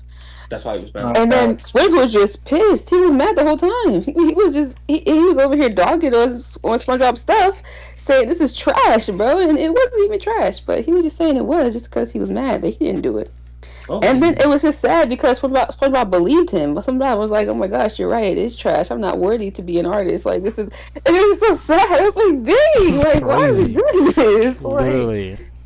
And it's kind of sad because it's like some people really do that in real life. Like they be jealous of people's talents, and because they're jealous of that person's talent, they downplay it and they dog on it, and then that person, their own insecurities come out and flares up even more because of what that person said, and then they start to think that I'm not good enough. So it was just sad. I know it's not supposed to be that deep, but it was that deep for me. Yeah. I feel that. But yeah. Anyone else got like some final opinions on it? Well, yeah, like to be honest, I feel like Nickelodeon dropped the bag with the legacy of SpongeBob. Like as we can say, we Heavily. can all say, "Oh, oh yeah," but yeah, just to say that, yeah, I feel like they should have just canceled the show. But at the same time, it's just like crying over spilled milk at this point. Yeah. It is what it is. Put it out his misery, bro. We're now having Ice Spice and SpongeBob, bro. Put it out his misery, please. Please. I'm not even. I don't even We're understand the we're purpose having of that, we're right? having eyesight. We're having. See, look, it's frying me so much to the point where it's frying my brain. It's like making me not perform See, English. It's I like remember seeing I seen a YouTube video of someone talking about that. it's like we got to the point where we have like ice. I mean, I guess no, actually no. No, there's no I guess. There's no I guess. I try to see the ways because as goofy and as bizarre SpongeBob is, some people will be like, "Oh, it kind of maybe would make sense," but like honestly, it just No. doesn't work. Like It it doesn't work like Goofy Goober. It doesn't work like Ocean Man. It doesn't work like the theme like any songs, any famous songs, Sweet Victory, like it doesn't work. I'm sorry. That's the reason why I kind of stopped within like the second, Sponge Out of Water. That's the last movie I seen.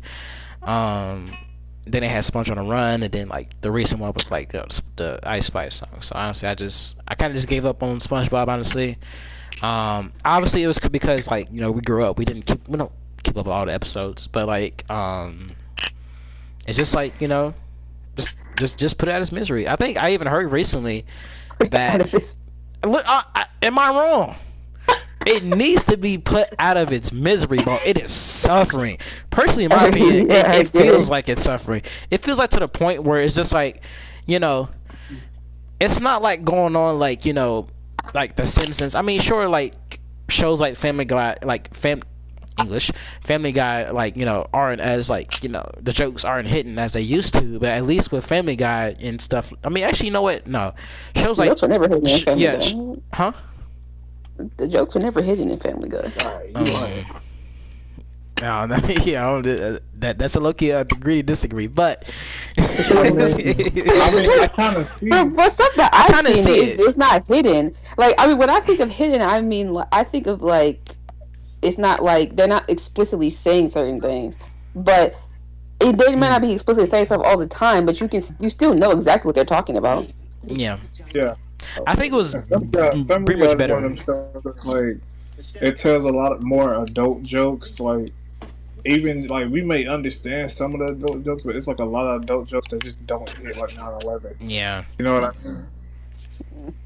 mean? I do think Family Guy telling the 9/11 joke was actually kind of crazy, but Nah, if it was like something like South I never seen that one. I can show you that real quick. the only thing It that really really like hit right? is South Park. yeah. I would say South Park. Oh my gosh! Even though I'm not the biggest, well, actually, me and Tyler actually know someone actually within our friend group is actually a bigger a South Park fan. But me personally, South Park, I didn't get into it too much, but I do think it's like it's also it's a good show. Like it tells like controversial like things goodly. So. Right, like about the Jews. Crazy. But it's crazy. All right. And 9/11.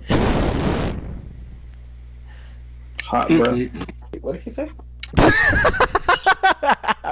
Jeremiah's like, what? Crazy. What did you say? He was watching something else completely. I'm trying to show her the 9/11 joke.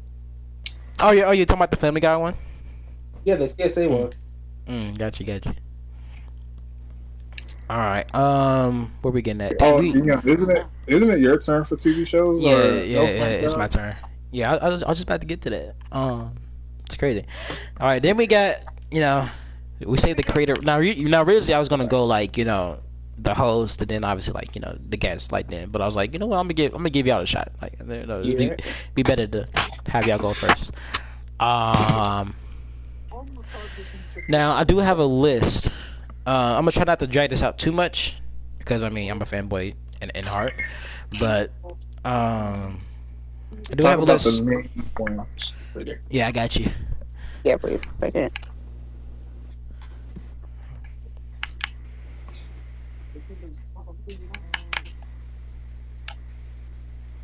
Okay, I just thought for a second. I don't like how y'all like, y'all was like talking about the main ones. Like, I got my stuff down, bro. Don't be pressuring me like that. Let me stop. Nah. I want to hear you talk about the main What? one. What you talking Yo, about? you still there?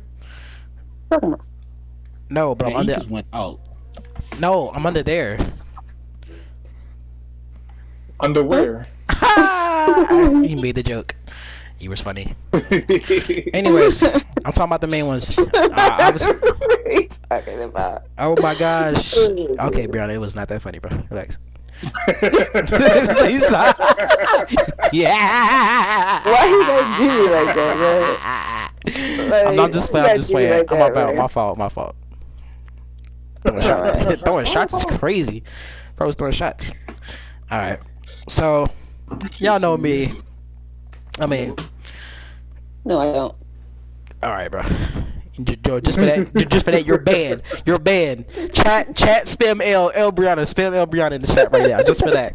Get that ban. You worthless. Get that the ban. Boom. Get out of my chat. Let me stop. Oh God. Oh lame, nigga. Oh my God. Anyways, let me let me get to my topics, bro. Let me get to my list, bro. Oh my gosh, I'm frying already, bro. We're already at like an hour and a half, bro. Let me speed things along. Yeah, like pizza. What? Nothing. Go ahead. Okay.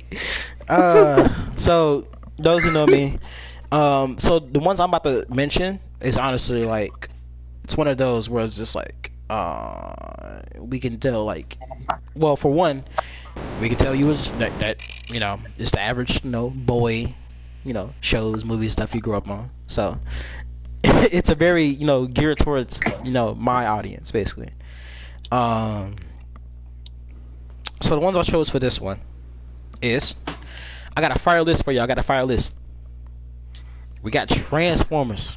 We talking robots in the skies, by the way. Robots in the skies. We got Dragon Ball Z. I wasn't expecting that one to be first. Yeah. Okay, I kind of expected that to be here. Dragon Ball Z. I mean, come on, bro. I mean, best anime, best anime of all time. Come on. No, I wasn't thinking about it at all. I would have said that. Don't worry. Look. I can preach for you, Brianna. I can preach. I'll say what I want to when you get to that. Okay, I got you. TMNT. Teenage Mutant Ninja Turtles. Specifically 2012. Okay, Teenage Mutant Ninja Turtles. Specifically 2012. What you say? What was that? I think he agrees with you. You agree? Yeah, nice, man. nice. All right. Then we got the good old, honestly, probably the best movie in fiction, even though it's so simple. We got Cars. Got Cars on the chat. The gas. The gas. I mean, is it like, come on, like, would you not turn this movie on for like your kid? Like, be honest. All I'm saying is now, I watched that movie. Cars got the best soundtrack. Yeah. Man, if I can dab you up right now, I would dab you up right now, bro. No joke. Which Cars? Not even a mention. I want to see that on the Opening franchise. scene, too. Yes, the best opening scene. Oh yeah, lightning's ready. Like, I'm already fanboyed already. I haven't even started. Let's go. Anyways, next on the list, Sonic. I mean, I have a whole poster. I have a whole poster. Thanks to Brianna for finding the Sonic movie 3 poster. But big fan. Which one? Dion. What's up? Which Sonic, the cartoon or the movie? Honestly, Sonic in general. We can mention Sonic in general. Also on my list. Now this one is a surprise. Not many people are big fans You got a list for him. Hold up, not me. It's only this one and the next one. That's it. It's not really that many. Trust me, I try not to pick out too many because that's doing too much. But this one, No, it's fine. But this one, this one is this was My Hero Academia, right? Not too many people. No big fan. I'm not many big fans of My Hero, but it's all right. And then for the I last mean, I'm one, not a big fan of Dragon Ball, but you know, you don't see me complaining. facts. Okay. Last one. You know, my Honestly, favorite characters. the last one we got is we're just talking about. I really don't have a last one. I just picked the last one. I just picked is just like I just say any other, Cartoon Network, Disney shows like the classics. Well, Dion, what about Hazbin Hotel? Oh, that's on the that's on the other list. yeah, that's on the other topic we'll talk about is the which one did you have it down? You said that shows that are based in like yeah, it's that one. Yeah. Secular. Yeah, secular. Yeah, basically. Yeah, don't worry. We'll get to that one. Yeah. The reason I'm not mentioning this one is because like we're in the why do you love franchise so much? We're in that topic, and I don't think I love Hazbin Hotel as much as the average viewer. But anyways, Transformers. Where do I begin? It started long ago. Two forces at war. No, so It started long ago. It was the good guys and the bad guys, and the bad guys were shooting the good guys, and the good guys had to retreat, and then like the story went over there. It's crazy. All right, number one. I'm talking. So the question I have for myself, you're childish. I ain't scared to say that. I ain't scared to say that. Number one, the era the show or the movie came out. Now, I'm mentioning specifically the first. This is always so complicated when you're talking about Transformers because you got the original Transformers animated movie, then you have the original Transformers in 2007, then you have the prequel. Like, there's no guarantee of like which one's like Transformers 1, basically. So, anyways, but. I'm talking about specifically the live actions, and I'll mention the shows in between. Even though the live actions, okay. So first of all, my first one to answer myself is the era. Transformers came out. Obviously, it was an '80s show, but we're talking about the live action for now. It came out in like mid to like 2010s. Like the mid to 2000s to like 2010s and stuff. And around that time, I'm pretty sure we had like other. Who's laughing, bro? Me? No. I was laughing because like in the scene, are you Mr. Ladyman 1255? Are you username Ladyman 217? Where are the thoughts? Oh my god. Brianna doesn't get the reference yet, but when I do show her the first movie, she'll get it. Like it's literally crazy. Like it's a whole robot like screaming. Like I've seen the literally. first Transformers. Are you seen it? Yeah, I just don't remember it that well. Yeah, that's a whole crazy scene. Like, yeah, the whole robot interrogating you, bro, like screaming in your face. I'm like, bro, like, all I gotta say is Ratchet the best character in the movies. Ratchet the best character.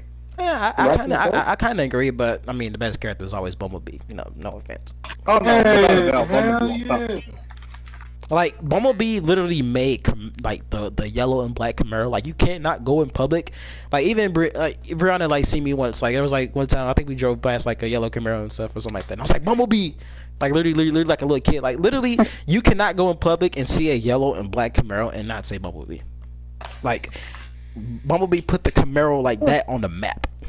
Personally, No beast. but yeah, nah. Let me get to my main one. So. Obviously the era it came out like it came out around like what Pacific Rim, like other giant robot movies and all that type of stuff.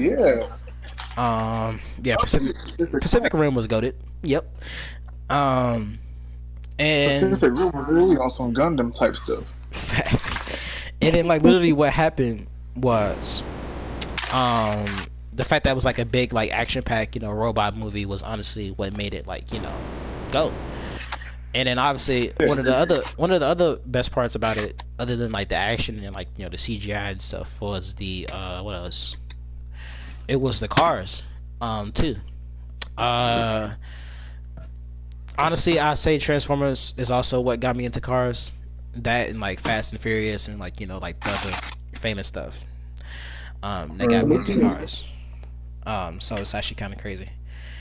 So like honestly, like I remember this era like it was yesterday, bro. Like I feel old. Like this is like I remember like back in 2011, bro.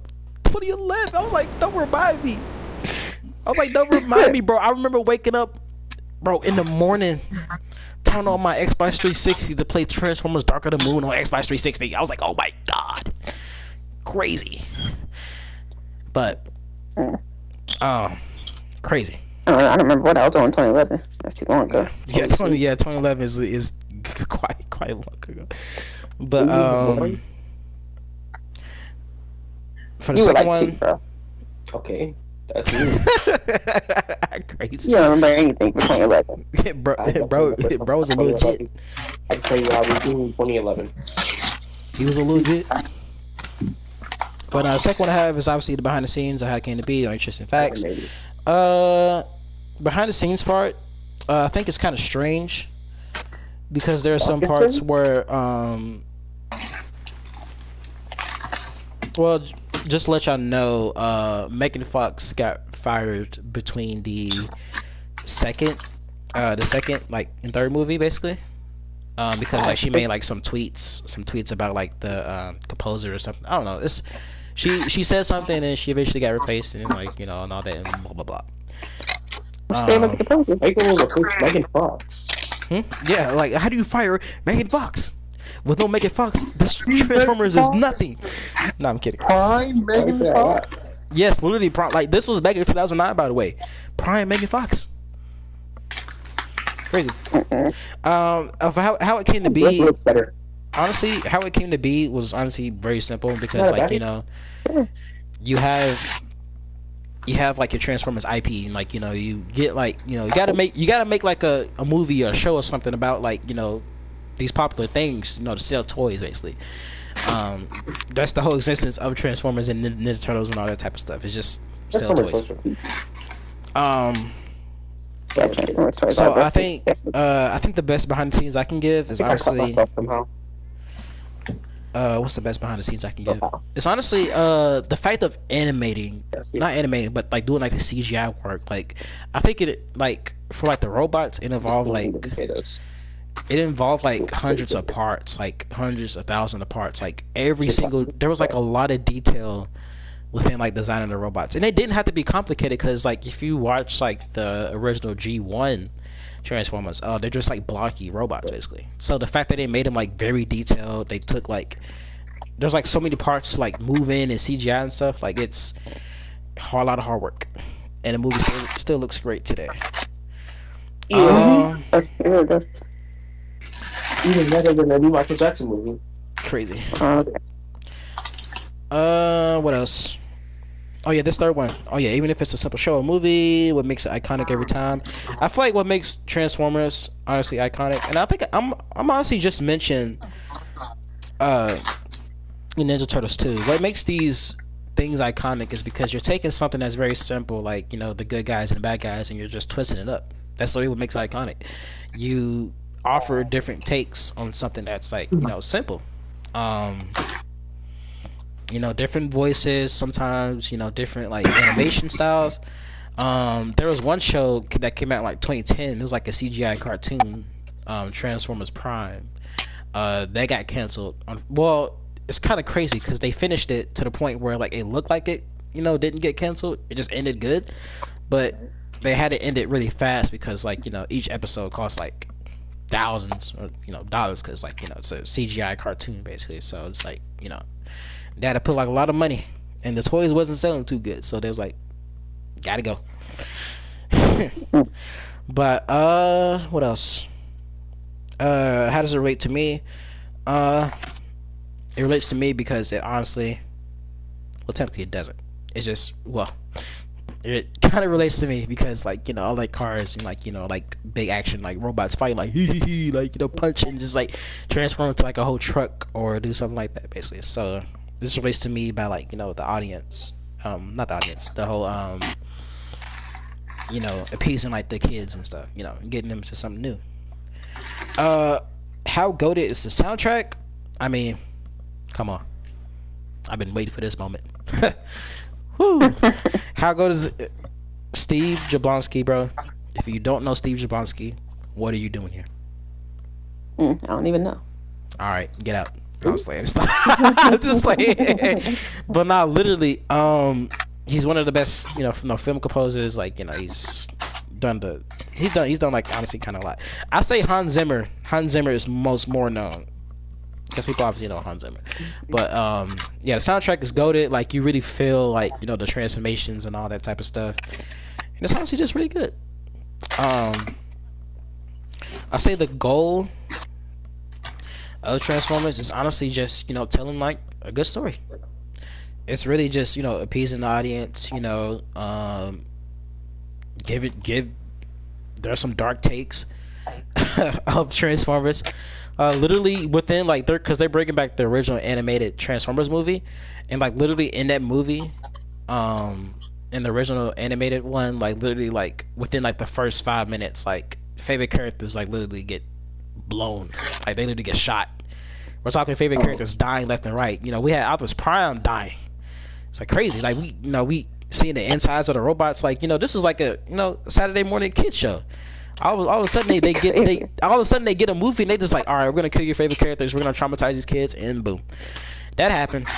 And it's kind of crazy. It's kind of way crazy, and it's even more crazy because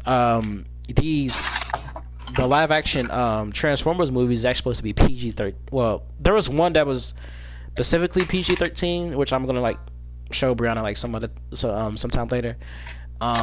Which I'm surprised was PG-13 because like they literally show like the Decepticons like invading the Earth and like literally shooting humans, like shooting them and turning them into dust. I'm like, it's PG. Like, you're sure it's PG-13? I'm up here seeing robots getting ripped in half, the bolts and screws and getting their eyes ripped out. I'm like, you sure this is PG? Like, you sure this is for kids? Like went crazy. Crazy. So yeah, love Transformers. Like honestly, the whole car is like it's just Transformers just goated. Yeah, I'll be right back. All right. What is the other thing I have? What else I have on my logo list? I'm gonna yap for a bit. We're getting to Dragon Ball Z. Dragon Ball Z. Hello, monkey. Nice. You know it well.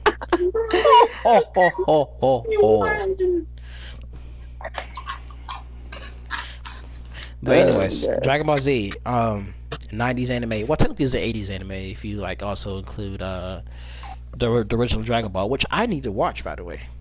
That came out in '89. That's what? I also say that's kind of 90s. It's still 90s because it came out in '89. Oh, are you talking about the original Dragon Ball? Yeah. Yeah.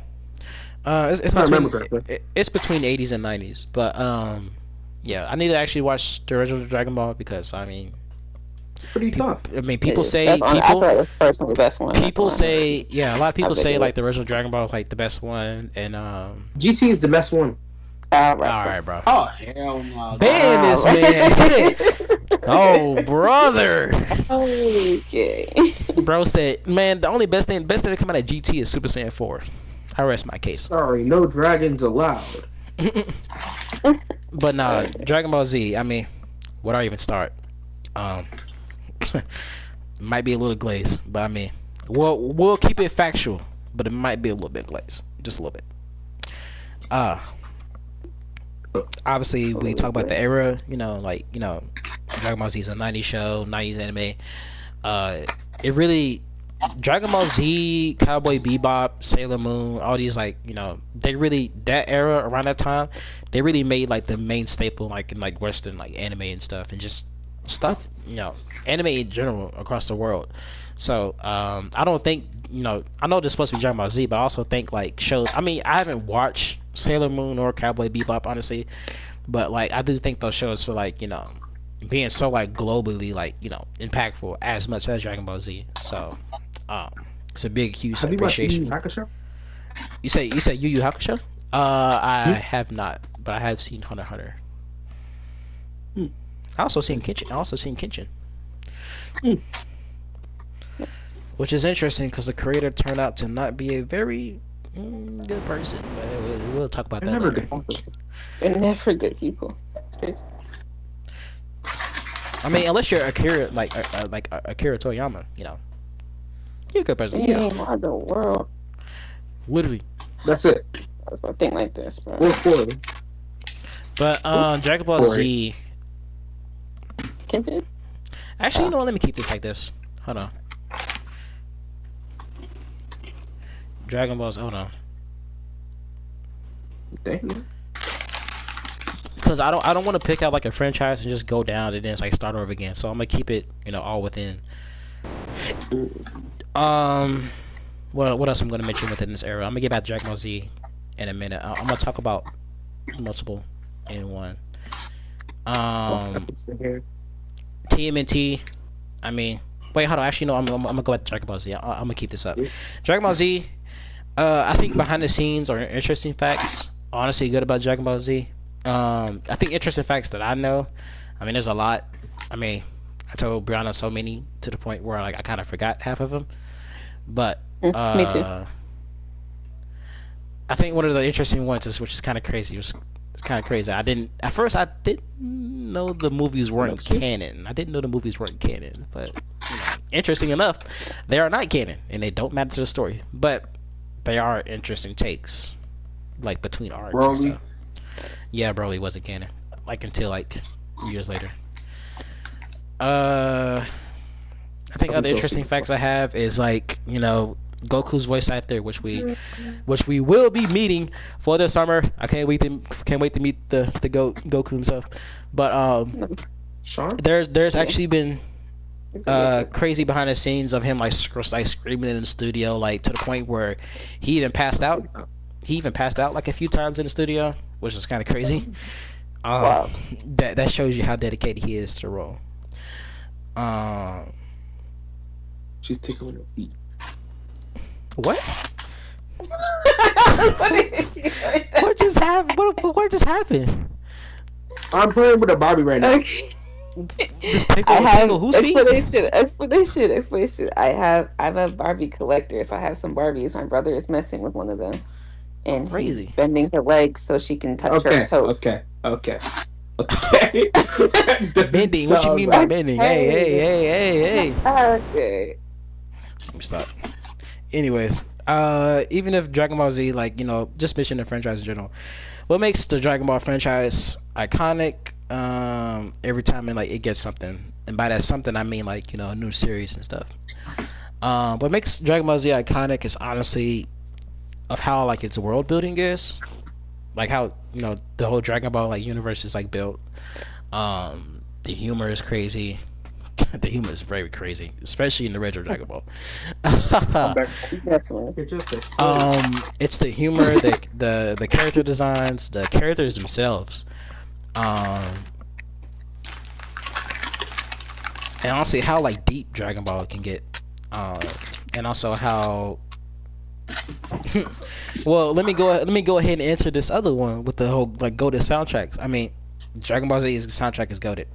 Dragon Ball Z, and Super, GT, all that, straight goated. I mean, come on. Piccolo literally has his own soundtrack. Oh, literally. I ain't gonna soundtrack.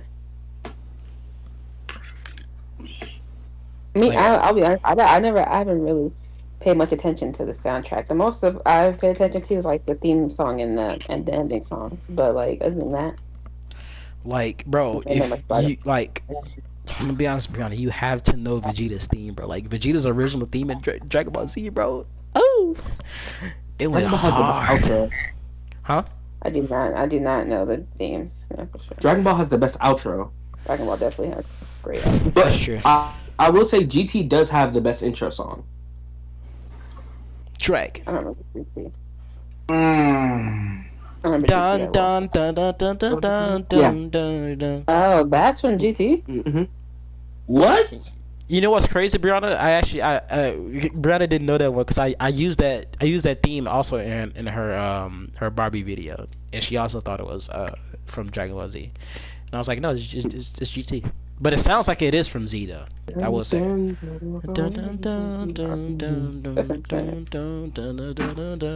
fact that's interesting even more is that you told me that already and I forgot already. I mean, I watched it in 2016. I was watching it on Hulu, and that's where I got it from. I mean, No, literally I'm with talking everything about that's No, I'm been. saying that's where I got it from. That's when I first heard it. That's what you first said it. Mhm. Okay. Our I fans. think it was like 2 or 3 months after we finished GT. The other question I have for myself is how does the Dragon Ball franchise relate to you?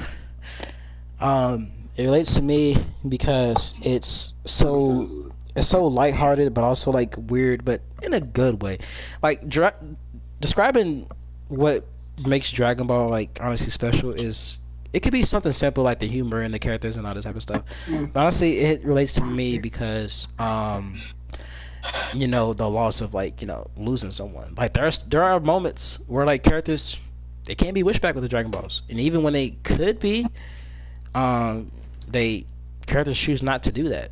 Like for example, they could have easily brought back Grandpa Gohan.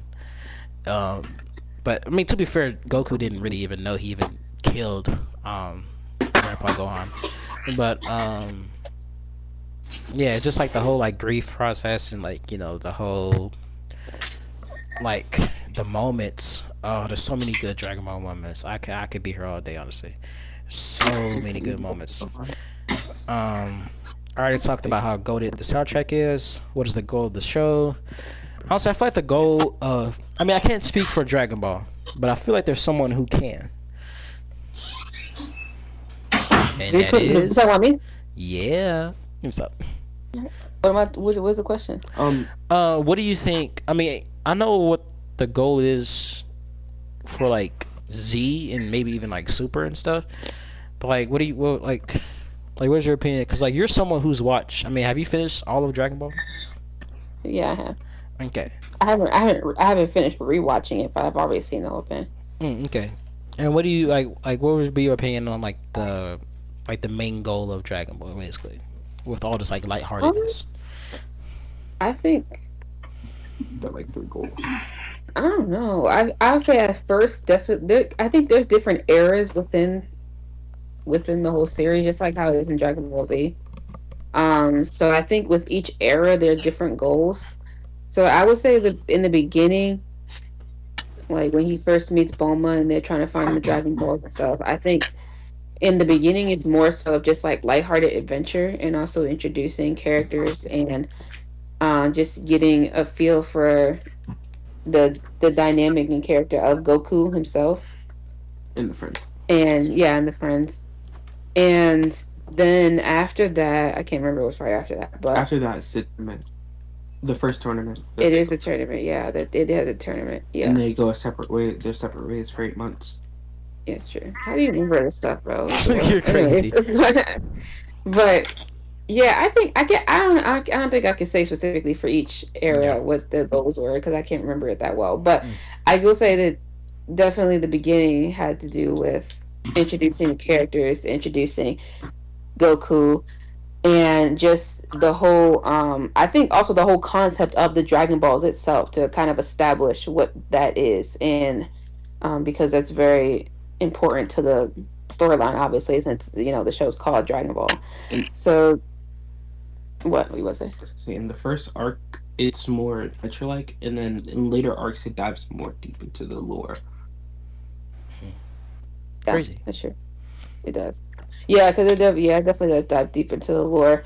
Like specifically one part of the lore just reminded me actually when you said that was with the Red Ribbon Army. Red Ribbon Army, they come back a couple of times in Dragon Ball, and they also come back later in Dragon Ball Z with the androids. So, well, they don't come back themselves, the army, but it's related though. Later on, The army does come back. the army does come back. Mhm. They do. It comes back I remember that. when after the 7-year time skip. It comes back in side stories when Goten and Trunks are like just flying around. I don't remember. Hitler also comes back. I don't remember. Oh wait. Right. That one. Oh. I remember that now. Yeah, I remember you showed me that, right? But no, I don't. So yeah, I think the overall point of Dragon Ball is just for adventure, establishment, and just the journey of Goku's story, really. I think personally, I think for Z they wanted to be like not only like expand because like I feel like with each series, or at least with Dragon Ball, is that they're expanding the the whole like world and universe basically.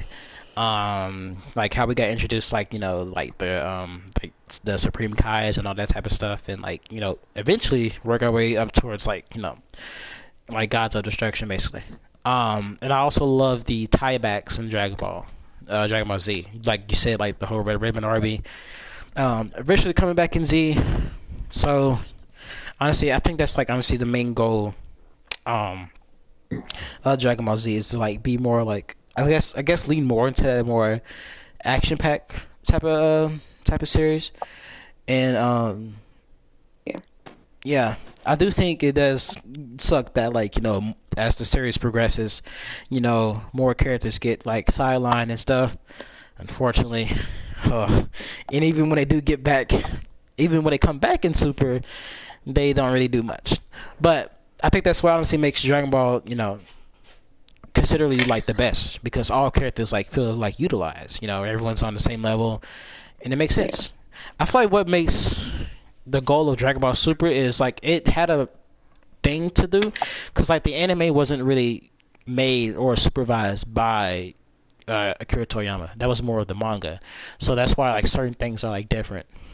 Um, people keep calling back to the whole like oh like Krillin was he shouldn't be fighting with like Super Saiyan Blue and then like the whole power scaling and then like that's when the Dragon Ball Super, got a little chaotic. Characters started getting sidelined, and it just wasn't really the same. But I think the main goal of it is that it was show you like the whole Tournament of Power, for example. It was supposed to show you like how like big the universes are, like fighting other opponents, like getting stronger and stuff. And like it had a good goal. It even had like some slice of life stuff, as like good old Dragon Ball fashion. But its main problems was just like the inconsistency and like in the imbalance of just everything. Um, some bizarre moments happening in Dragon Ball Super, but I think the whole goal, the whole like thing of Dragon Ball in general is it's honestly really nice. And honestly, it holds a special place in my heart. Um, Dragon Ball Z will always be Hmm. like my favorite anime for like a long time. Even if like series that comes like after it, like Super and stuff, like can like ruin it a bit, I still think it still holds its icon basically, like within like the anime, and honestly just like Yeah. the world in general. So yeah, Dragon Ball Z. Honestly, just the whole Dragon Ball franchise is honestly just straight gutted, bro. Um, Hmm. Hmm. I agree. so I I think agree. what else?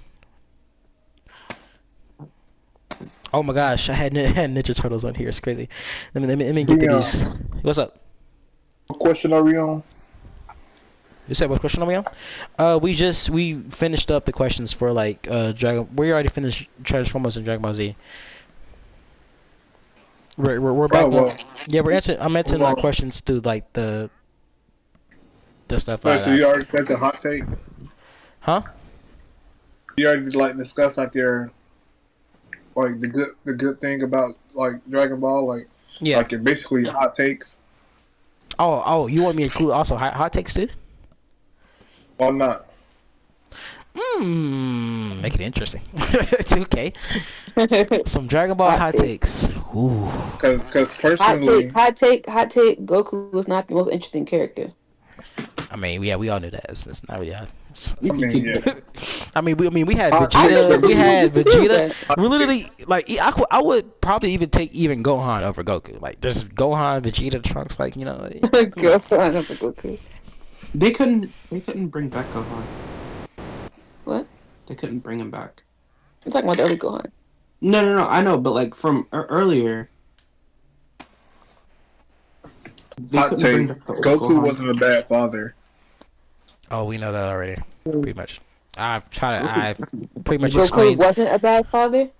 They couldn't bring him back because he died. Yeah, he wasn't a years bad father. after the use of the Dragon Balls.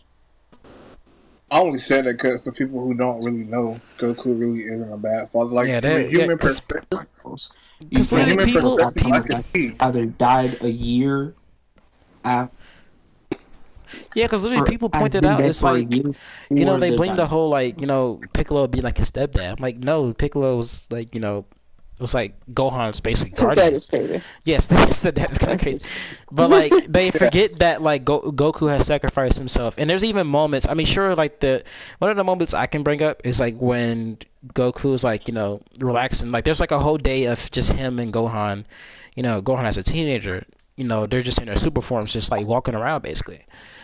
Even though I know this is like some filler mixed in there, but like I just love the moments where it's just Goku, Gohan, and Chi Chi, because But look, there's but moments hear me where out. Though, even hear me out.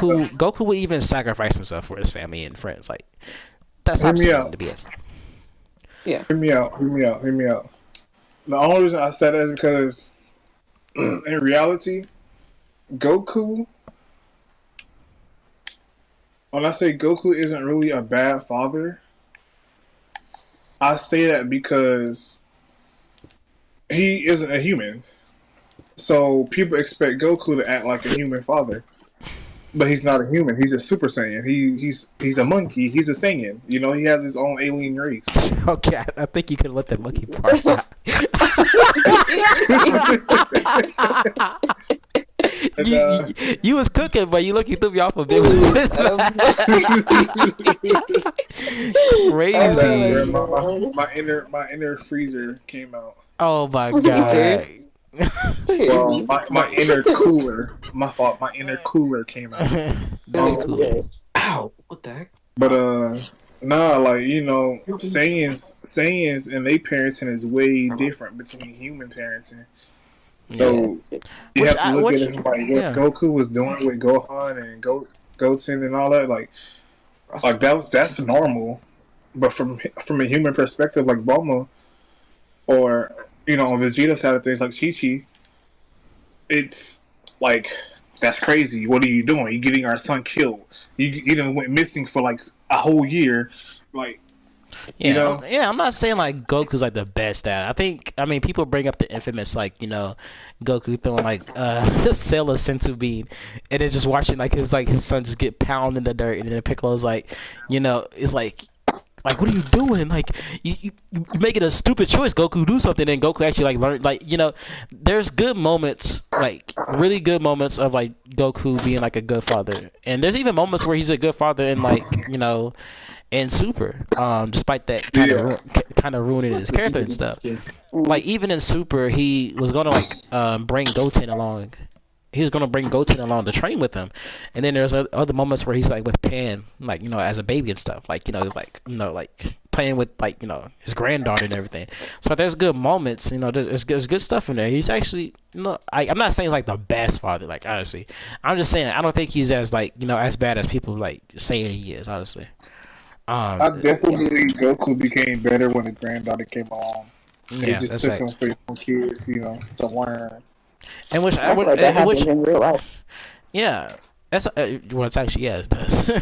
But like it's actually kind of crazy because like with the way Goku was rated Super, people just think like Goku's like a fighting maniac, or he's just like I just want to fight, like that guy looks strong, and it's just like no, like that's not Goku's character, bro. It is just like it's just so stupid.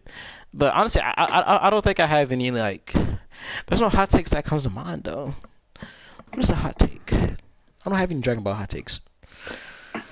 Like they shouldn't have brought back Luke. I don't really either. Another hot take. Well, it's not really a hot take per se, but I really wish they really like gave like certain side characters more screen time. Dragon Ball Super. Dragon Ball Super. Sorry. You know what's crazy? We could have had Yamcha in Dragon Ball, not Dragon Ball Super, but just him in a tournament of power. But you know who we got instead? Freaking Master Roshi. Oh, I mean, Krillin is pretty good. Yeah. Honestly, the two characters that was wasted the most is honestly, well, Master Roshi did a little bit something in Tournament of Power. The one who was wasted the most was Tien, bro. Oh my God, Tien, man, they did him so dirty in Tournament of Power, bro. It gives me, I'm having nightmares about it. I'm like, dang, like they did Tien wrong. I'm just like, I'm low-key like sleeping. I'm just like, I can't shake the thought of just like they do my characters dirty like this. Just, it's like it's crazy. So, yeah, I do think they could have used their side characters more. Like, I do think the whole like Krillin. I mean, Krillin kind of just basically just retired from fighting, so I guess that kind of like makes sense. But like characters like Yamcha and Piccolo and stuff. I mean, Piccolo got his own movie with like Gohan and stuff, but it's just like I mean, this is not necessarily a hot take, but like the whole transformations is just like I think the hot take is like. It's not necessarily a hot take. I just gotta say it anyway. But like transformation is just like really lost their value. Like once they just kept introducing too many. That's honestly. Yeah, way too many. Cause like literally you had the original Super Saiyan God like in like the Battle of Gods movie, and then when Super come along. And like use the red hair God form for a minute, but then because literally how it went. Okay, so before Super became, obviously you had your Battle of Gods and then a year after that Resurrection F. So instead of building on the transformation that you already got, let's just make your hair like a Super Saiyan's but blue, and just give you no unique abilities, no unique nothing, and it only gets worse in Super because They even had like Trunks. Oh gosh, do we even need to talk about Trunks and Super, bro? I feel so bad, bro. Ooh. Like they literally get Super Saiyan Rage. Just like it gives him a power boost, but his eyes become more like just white, and he gets more rage, and he gets stronger, and he just and it does absolutely nothing. Or Super Saiyan, I think Super Saiyan Rose was decent. I think it was alright. It was better than Super Saiyan Blue, but not personally. Super Saiyan Blue Kaioken, interesting, but kind of a waste. They even gave like Vegeta like a Super Saiyan Blue form, but like sparkly. That did something, I guess. They just throwing stuff around. Yeah, at this point. it's just like I don't want Dragon Ball wasn't so the whole thing wasn't supposed to become like I mean you had your Super Saiyan 1, 2, and 3, but like those transformations make sense. When you're just pulling transformations out of your butt, it doesn't make any sense. So yeah. Another hot take: Dragon Ball live action really goated.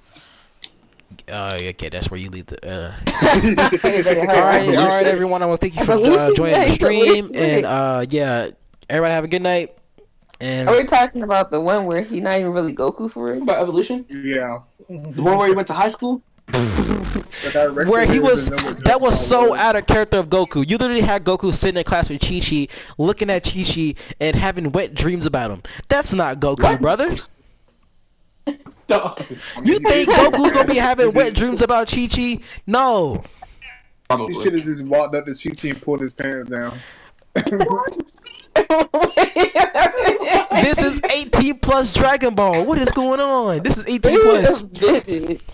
What is going on? And bro, the characters didn't even act like the characters. They had like, oh gosh, Bulma. Bro, Piccolo, bro, they literally had Goku do the Kamehameha, but instead of just using the Kamehameha normally, he uses it and just launches himself in the air. That's not how the Kamehameha works, bro. It's you take your hands together and you just blast and boom. You don't fly towards the enemy and just cause like a big explosion. And I don't know. He did that in the 23rd tournament with Piccolo and Dragon Ball. In Dragon Ball, he did launch stuff in the air with the. Okay, but I'm pretty sure it was probably used like more like better than like what the movie did. Oh yeah, it made more sense. Yeah, it made more sense in that situation. Because he was badly injured. That's why he had to do that. I think he used one hand too. Yeah, because his hand was broken. One of his arms was broken. Just thinking of Gohan. Like, No, he's unbroken. I'm sorry, like, yeah, honestly, Tyler, that is a very hot take, bro. If you live in a universe where you think, I'm sorry, Brianna, hold on, I'm giving you a second. If you live in a universe where you think Dragon Ball Evolution is like actually goated, I'm gonna need you to unsubscribe from this universe and just go to another. You don't belong on this earth, personally. Like, are you breathing? I don't think Do it's you? that easy. Do you? Dragon Ball Evolution was so bad to the point where the writers, the people who was involved, never made a movie again. Literally, Brianna watched the whole video like about that, and they literally stated that the writer and the director, they felt the director didn't even know anything about Dragon Ball. How are you directing a movie and you don't know the IP, brother? Right. Money. That's why. Money. Greed. Crazy. Jinx. Then Jinx. Let me stop. Crazy. But no, Brianna, go ahead. What was I going to say? And I don't know this to be a hot take necessarily. Because we kind of mentioned this earlier with SpongeBob, but I do feel like, I feel like Dragon Ball Z should have ended a long time ago. The franchise, just in general. I feel like it should have ended a while ago. Like personally, actually, I don't really see the point of Super, honestly. Don't see the point of Diamond. The only thing I would say is like the movies. Sure, okay, the movies, yeah, because most of the movies that I've seen are pretty decent. But other than that, I think after Dragon Ball Z, I don't think it was necessary to do anything else. Like Dragon Ball Super, like it had its moments and it has so much potential, but the Tournament of Power half the time was boring. If you wasn't seeing Goku and Jiren fighting on the screen, you don't care about the other universes. Personally, you just didn't care. You was about to fall asleep. You was about to like looking in the back, like just like, you know. I did fall asleep. Literally, just prove my point. I did fall asleep. Like, it's crazy. Okay, and the crazy thing is, you know what's even crazier? The villains don't hit as much as Z. You remember when Frieza actually has like a vendetta? He has something connected to, you know, Goku and Vegeta. Perfect Cell. No, actually, we're gonna go a little bit in order. We had Raditz, obviously. Raditz, Goku's brother. Obviously, that was bound to happen. Vegeta was bound to happen because, you know, of Raditz, you know, all that type of stuff, and the whole Saiyan race, basically. Who else did you have? Boo. Oh no, wait, hold on. I'm going in order by like arc by arc, basically. The androids matter because obviously the Red Ribbon Army and, you know, the stuff. Perfect Cell matter because, like, you know, he was literally Perfect Cell was literally everyone's personalities and egos like all in one, basically. Like, he was cocky though. So but he was like a good villain because he actually felt The best villain, bro. good. He was the best villain. Yeah, honestly the best. Because he made sense towards like the narrative. Kid Buu, or just Majin Buu in general.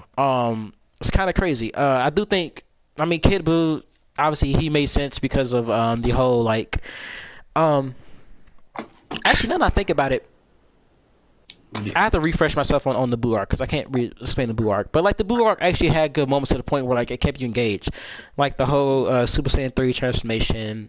I think the craziest moment in the Buu arc for me, I mention this like a lot of times. The fact that Kid Buu actually went to the afterlife. The technology. Crazy. Imagine your wife getting turned into an egg. Literally. Like Kid Buu, Majin Buu, all that, like literally turning people into candies and eating them, like literally crazy. And then literally, you know what's so crazy? Honestly, I think the top two menaces in Dragon Ball villain in history is Kid Buu and Broly. And the thing is, y'all already know about Broly. Y'all know about Broly. I don't even gotta mention. Broly was doing jumping jacks on Goku's stomach. Need I me to say more? Kid Buu, by the way, went to the afterlife to kill Krillin and like all the people in the afterlife. I'm like, bro, they already died. You don't gotta get any more disrespectful than that. He's like, nah, I already killed him once. I'm gonna kill him again. It's crazy. It's crazy. Don't remember that. You don't remember that? For some reason I do. I don't know why. But yeah. I mean, I don't mind. I mean, yeah, I don't. It's just the villains. Honestly, they just didn't hit as much is Dragon Ball Yeah. Z villains. Honestly, like Goku Black was pretty interesting. I mean, I was kind of like a big fan of Goku Black. I mean, I even had like a whole a whole fan page like back then in middle school and stuff. But What about Beerus? oh, Beerus. Okay, Beerus. Well, technically, Beerus is not really a villain, but anymore. But I think he was the one. He was one of the new characters that actually hit. Beerus, Yeah. Beerus actually I hit. agree. Yeah, Beerus But is besides, fun. I like but Beerus. besides that, not really much. Jiren, pretty plain. He was a big buff guy. He was really strong, and he. Jiren was a big buff guy. I like how Jiren didn't need any power ups to be strong. Yeah, That's right. true. He did. it's like literally how Jiren goes. It's like, okay, look, we're getting towards the end of the series. Let me tell you my sad backstory, but the sad backstory doesn't really mean anything because it's something like so simple. And I'm just like a big strong guy who's just like in your way, and just here for power scaling, and that's it. Jiren wasn't interesting. I mean, he was like the fights was good. Dragon Ball Super fights was good. I'm not saying that like they're bad. It's just the villains just don't work. And I haven't read too much of the manga. You know, the whole Granola and like the Moro and the other villains in the manga, but Like Batman should have been Universal 11. yeah. What? Okay, can I say one more thing? Yeah.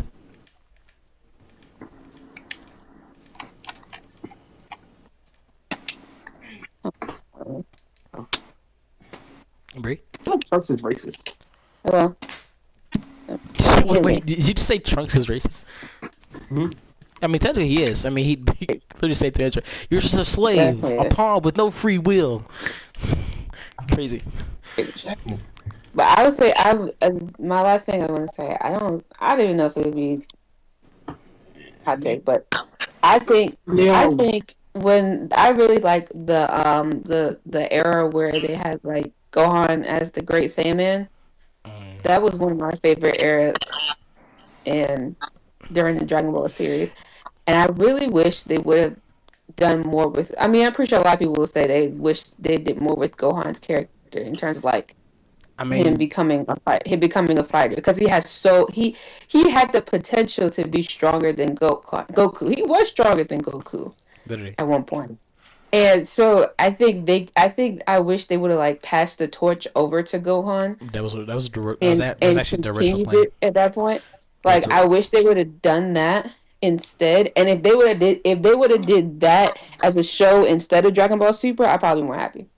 Yeah, I mean that was actually the original plan. I mean, I'm pretty sure you know that, but that was actually the original plan was to have Gohan as the main character eventually. So Oh, I didn't know that. They should have kept that. yeah, I don't know that. I don't know why, but kept that. yeah, I also like the Great I Saiyaman. also like Dragon Ball filler and Dragon Ball Z filler. Dragon Ball is the main anime that gets a pass with filler because the filler is good. I like their filler. But I mean, did Naruto. Naruto filler is also I feel good. like the fan base of My Hero Academia is really good. What? You said the filler at my The hero. fan base Oh, We're talking about the fan base? You said the fan base is what? is peak. The fan base is peak. The My Hero fan base is peak. Crazy. Mhm. It's crazy. I'm actually about to get to talking about My Hero. Oh, But crazy. honestly, the Great I'm sorry. I'll be right back. My mama called me, Mhm. and I'm gonna go to her before she barge in this room yelling. So I'm gonna go real Crazy. quick. She would have been in here. You stay in here. You can talk to them. I'm back. Oh, okay. Wait, Tyler, you also wanted me to get to the TMNT. Teenage Mutant Ninja Turtles. Turtles counting out 1, 2. Let me see what's What Ninja about Turtles. Teenage Mutant Ninja Turtles? Yeah, but specifically the 2012 one. For number one, the era. I mean, it came out in 2012. It was honestly my top 5 Nick show. Honestly, even though it was like the first, I think it was like no, it wasn't the first. It was the because they had a whole CG. It was when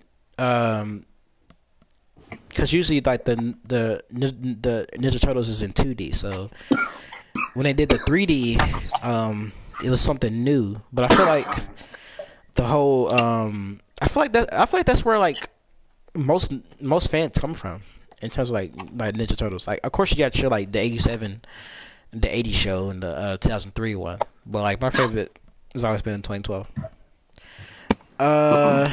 Interesting facts I would Which one was say. the 2008 one? Huh? Which one was the 2008 one? You said 2008? Yeah, which one was that? Oh, there is no 2008 one. 2008. You talking about the movie?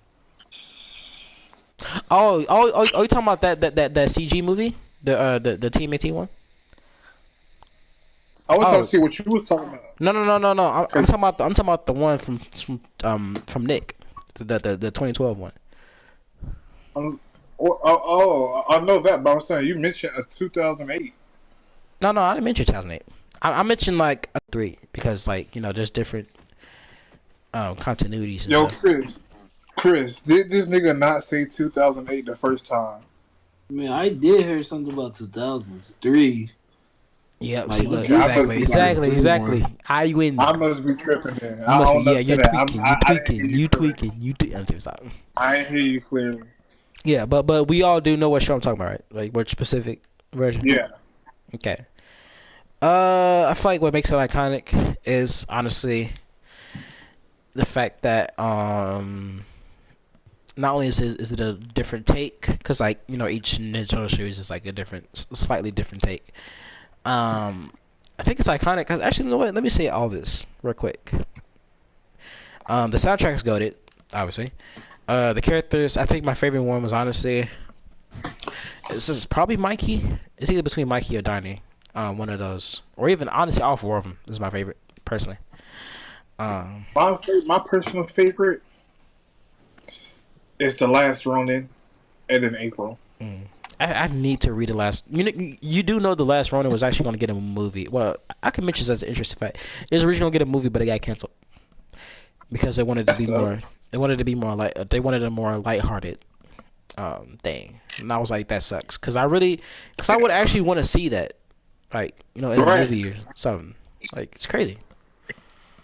Like, cause like I went to the movie theater to watch it and everything. Yeah, and honestly, because like literally, I'm pretty sure it's pretty much said that Mikey is like the one with like the most potential out of Yeah, because he's the strongest one because he can master all weapons. He's the strongest one. Yeah, and so like I would appreciate that one for being good, for being there. So yeah, but like this whole like this 2012 show, honestly, I think it's really good. Man, I would say though the show was kind of rough in between because there were some seasons where like it was just, it just didn't really hit. But I think it ended good. It ended in a good part. Yeah. I actually like the whole fights. I do think it's kind of weird bringing something into 3D that's like usually 2D animated, but I think they pulled it off like honestly good. Facts. But to me though, April is one of the best characters, like side character wise. Who? April. Oh, April, yeah. I'm kind of mixed on April. Well, the one I'm talking about, I'm very mixed. But April can be a mixed character, but I think she's good. In terms of side characters, I would honestly say Master Splinter though. Even though he's kind of like a main character, but he's not really the main character. I mean, it's true. Yeah, because he's mostly just in the background, giving like wisdom and all that type of stuff. But when he steps in the front lines, it's yeah. When he about to box, he about to box. Yeah. So yeah, I mean, I pretty much answered my questions for this one, honestly. Because I mean, this show's like just good overall. Like, there's so many like character arcs that that go crazy, and there's even characters that die basically. So it's not your everyday sugar coated kid show. Right. I think what's the next one we're moving to? Oh. We move on to it now, boys, ladies and gentlemen. We're at Cars. Cars. Oh yeah, There's a reason why I got this on DVD. There's a reason why I got this on DVD. If anyone who judges me that I have this on DVD, screw you. My childhood is complete. I got it on DVD. I'm joking. I'm joking. I'm joking. What you say, boy? Did you just call me boy, boy? Brianna, why'd you come back at the perfect time, though? It's crazy. Right. I mean, what can I say about Cars that hasn't been said? Come on. The era. Well, we all know the perfect scene in Cars. It's literally the opening, bro. Literally.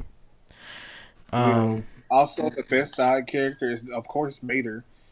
Before Rose is the slowest characters yet. He became the most top secret agent. I can be very mixed on the whole secret agent thing, but I still think he's a fun character. He's easily the best one, the best side character. Now, if you know about the TV show series, Oh, I see that one. Talking about Cars on the Road. yeah, because that one, I seen a lot. Like Lightning McQueen became a dragon. Like it was. There were like a lot of. I'm pretty sure the one you're talking about is like the Mater like show where like there's like one where like Mater just like went over like it was like a whole like monster truck basically and stuff. Yeah. Yeah. Some weird imaginations, some weird ones with cars. That's probably how you see Lightning McQueen though. Facts. First question, the era. I mean, mid 2000s. It came out pretty much around. I'm pretty sure the same time Fast and Furious came out, and honestly, the era it came out in honestly helped with the whole mid 2000s because like obviously you had your like Finding Nemo, your Toy Story, you had your popular Pixar movies. So like it came out at a good time, and it's like everyone's favorite, well at least one of their favorites. Behind the scenes, ooh, about to nerd out. Anyways, behind the scenes stuff, I really love the sound designs that they really do. Like they would like actually like get like actual like NASCAR cars like actually drive and stuff. I think the best behind the scenes thing I can mention is honestly the fact that I don't know if y'all know too many of the characters, but at least the racing part. But there's a character named the King, basically, and he's based off of an actual racer. He's based off of the famous Richard Petty, who also drives it because he voices the character. He's voicing the character that is literally his car. Like he's literally playing himself, basically. It's literally a NASCAR like person, literally voicing themselves, basically. Like he's voicing his own character, like the car and everything. It's crazy. It's even kind of crazier because like that character has like gets into like a car accident. The real life person who's voicing him actually got into an accident basically. So I think that's interesting. And then what other behind the scenes thing I want to mention?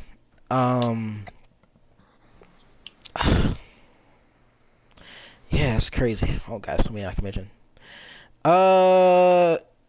Cars is a very simple movie, but I think it makes itself iconic because even though it's a movie about racing and it's a movie about like Lightning McQueen, learning his lesson, it's the fact of how like the plot drives is what makes it like really iconic. Like the characters, the soundtrack. I mean, Life is a Highway, one of the most goated songs in like for any animated movie or just in general. I think it's iconic because like it's so simple, but it's just like. Oh, it's so lighthearted and it's crazy. Oh man, but I don't necessarily relate too much to the movie besides like the whole like learning lessons and like stuff from the movie. Because I mean, Lightning McQueen was like a big jerk pretty much in the beginning of the movie, but then he became like someone good. So I don't necessarily relate to that, but I relate to the whole like I think the whole thing about it is like understanding and like exploring more things out there than like the whole like big like oh you're like a big racing like hot shot basically and stuff. So I was like it's pretty cool. How good is the soundtrack? It's actually funny because back in 2020, what was it? 2025 or four? I think one of those. I think it's funny because my mom, she had us do like coloring books with like my nephews and stuff, and like what happened was we was painting like we was like literally not painting, we was coloring cars and stuff, and literally I was so much of a nerd to the point where like I literally went on my PlayStation and stuff, and literally turn on the soundtrack. As I'm coloring in like Lightning McQueen and stuff, like straight up just feeling like a whole kid again. Um, the soundtrack is actually crazy because like it makes sense for a like that type of movie it is because like the engaging moments like if a car gets into a wreck or it's the soundtrack is honestly goated.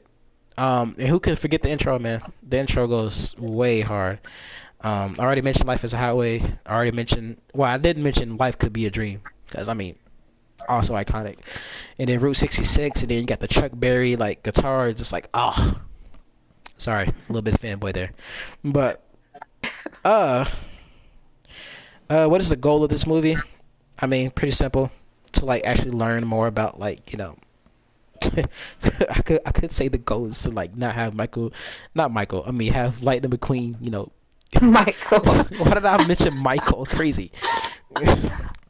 The goal of the movie, or I could say the goal of the movie is to not have Lightning McQueen be like, just don't be a jerk. But not actually. I think the whole goal of the movie, at least in my opinion, is honestly, you know, exploring more like not only opportunities but also like learning about like different people, cultures, and everything. And like you never know like when something this simple is going to happen, like it's going to play a big part in your life. So I think it's honestly like making those type of friends and people along the way. Because like Lightning McQueen wasn't really going to be in Radiator Springs. Like he was just trying to get some wins and everything. He didn't care about nobody, but he went from caring not about nobody to somebody. So it's kind of crazy. So actually, I like the whole goal of the movie. Um. So yeah, other than me yapping, about this stuff, now we're reaching towards the end. Um. All right, ladies and gentlemen, we have reached Sonic, the gotta go fast boy himself. Um. The whistle's crazy. But ooh, where do I even start? It's no use. Literally, oh my gosh, and it's oh man, the fanboy, calm down, breathe. And meeting the voice actor for like Sonic Shadow, and like and then meeting the like literally Tyler just tell wait Tyler, was you there? Yeah, I was with you. Yeah. It's like it was crazy. Like he literally said his lines like it's no use. He said it right in front of him, and it's just like, oh my gosh, it's like my fanboy. This is like it's coming out. I'm like, oh my god. But He said it because I had said it too. I had said it's no use, and then he repeated it. I was like, yo, so goated, bro. Oh my gosh, I'm maybe screaming in my seat right now, bro. Crazy. oh, Anyways, uh, Sonic. I mean, one of the things that makes it iconic is because it is simple, but it's also, I mean, the era it came out around was like the 80s, 90s, 2000s, and all that type of stuff. So like, the fact that it was like a simple like run game, it had a little bit of story in there, but it didn't really have a story until like Sonic Adventure 1. I think where Sonic started picking up is like when it introduced like Shadow and stuff, which was actually kind of crazy, cause when Shadow was introduced in Sonic Adventure 2, it was a more darker story. They put in the whole like Shadow the Hedgehog is basically a traumatic character, basically. yeah. I mean, seeing someone like someone you like your only friend like get shot, kind of crazy. And he like Latinas. crazy. I always like that. I always like that running joke of the fact that he likes Latinas. I'm pretty sure we asked the voice actor that too, and I think Yeah, I think said he yeah, loved Latinas. yeah. The voice actor even confirmed it for himself. I was like, it's crazy. Crazy. But no, it's also oh my gosh, the music, Sonic music is amazing, bro. But I think what honestly makes it, I think the interesting facts I could give about Sonic is the fact that, like, the voice actors, some certain voice actors weren't meant to change. Like, well, interesting facts I can give honestly is like, what else? Of like how many voice actors like there are for Sonic, especially in the games, because like they would have to switch him up because like some people like switch studios and blah blah blah, and it's just like crazy. Another interesting fact is there's one villain in the Sonic franchise that actually kills Sonic, which is actually kind of crazy. I was like, oh my god, like this is a game where usually Sonic, no, he usually the good guy, usually never dies. Then he dies, and everybody's just like, oh my god, he's actually dead. But I mean, eventually he comes back. But I think it's kind of crazy, like to pull a move to actually, kill the main character in that state. In terms of how Sonic relates to me, I mean, he's just like, I relate to, honestly, Sonic, Shadow, honestly, most of the characters, because they're just like, some of them be laid back, some of them be energetic, and I'm just all around it, honestly. Sometimes I want to be Sonic, just carefree. But sometimes you can be like, Shadow, where you just like, you have something traumatized in your life, and you're just like, yeah, tough times. And then you have Silver, who's just like, it's no use. But I already said how good the music is. I mean, it's, I can better show than tell, trust. But Hey yo, watch out, bro. Watch out. Watch out. Anyways, the last one I'll mention. Last one, My Hero. I'm gonna just say that I don't need a list for this one. My Hero came out at a good time because My Hero was the mid 2010s. That's when superheroes shows and movies got popular. So it kind of took advantage of that. My Hero is my favorite modern anime because of honestly how deep it is, but also like lighthearted it is. The music's goated. The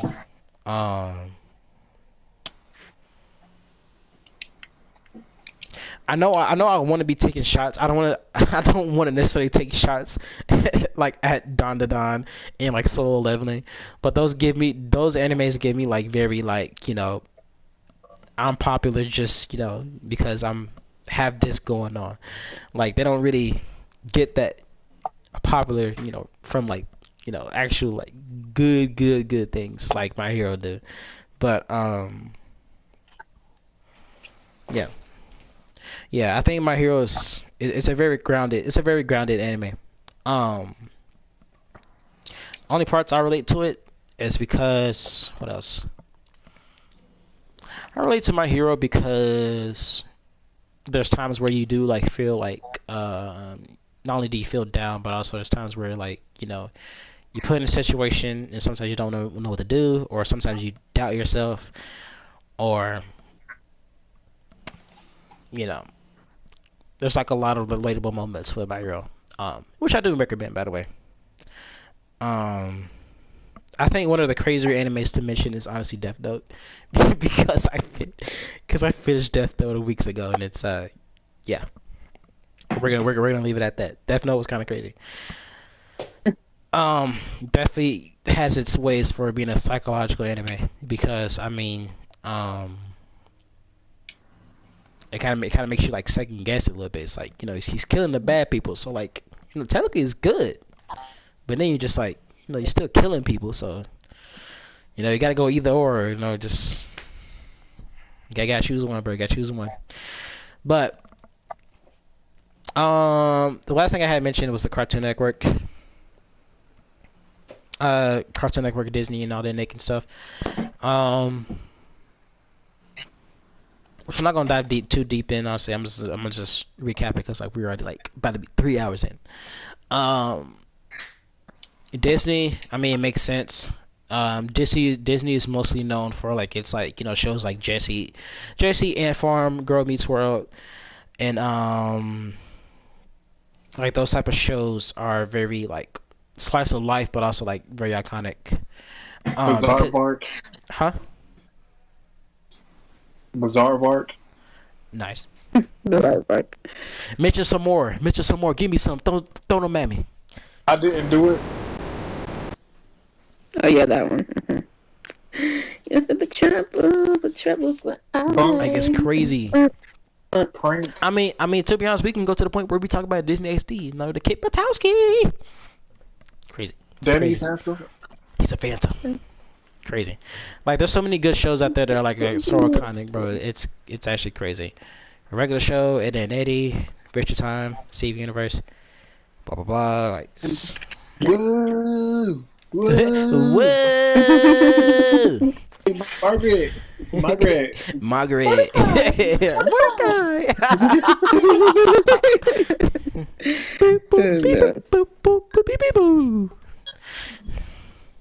Give us a raise. This is clock song. You turning out a clock's wrong. Oh. Coffee. Stop. But nah. Oh snap. Come to my summertime. Yeah, Living in the summertime.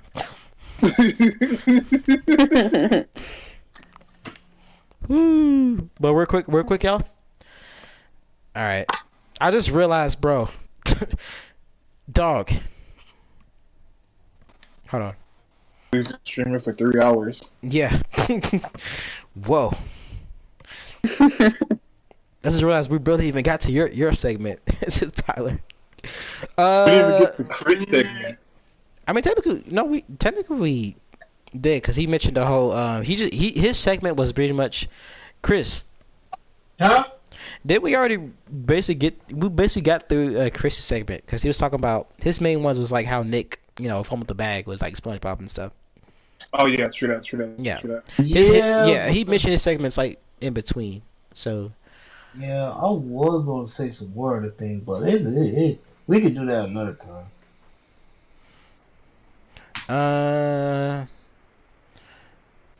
Pretty much only have like 3 more topics to go. My next topic is let's talk about the shows. Here we go, Tyler. Hold on, Dion. I mean, you sure you want to go ahead and use all your topics? You don't want to rotate it? What do you mean?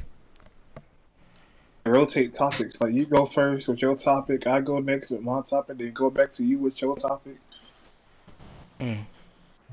Oh yeah, that makes sense. That makes sense. Actually, I join in too. Actually, that makes sense. You had the job market with the Gen Z topic. Yeah, that's my favorite thing. I love talking about. So I think what we'll do is does anybody else have any other topics you want to talk about? Sure, I do. Nice. Not really. Not that I can think about right now. So what we'll do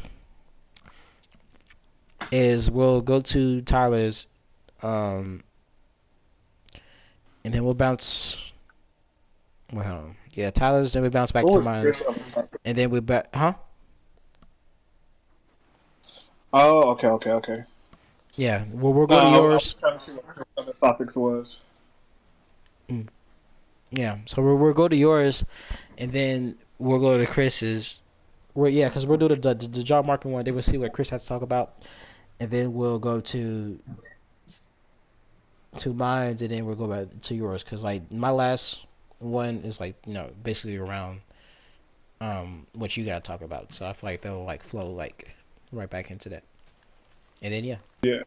So go ahead talk about this job market and how it sucks to get a job. Sucks. I hate it.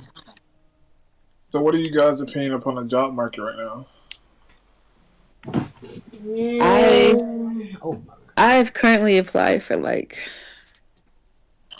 it's not that many, but it's like probably I think I've had like 5 total different jobs Okay.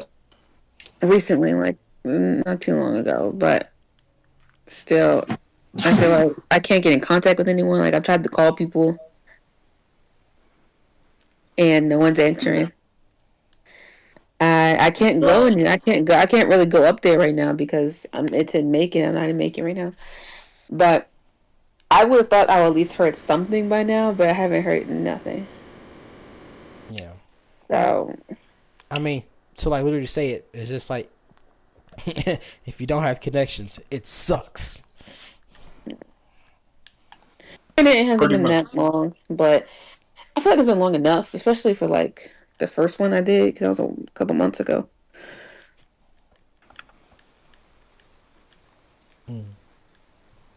What about you, But Chris? it's not fun. That's my overall. It's not fun. Yeah, it is not nearly. Yeah, Chris. What about you, Chris? man, all I can say is I'm lucky I'm still working at Kroger at the moment, but shoot, when I was even looking for Kroger, I couldn't really get anything. I think Kroger and a movie theater was like the only ones I could even get. Because all the other ones, like, they'll say something, but they will not get back with you. Or you had to do some weird quiz to even get the interview with them, which is pretty weird.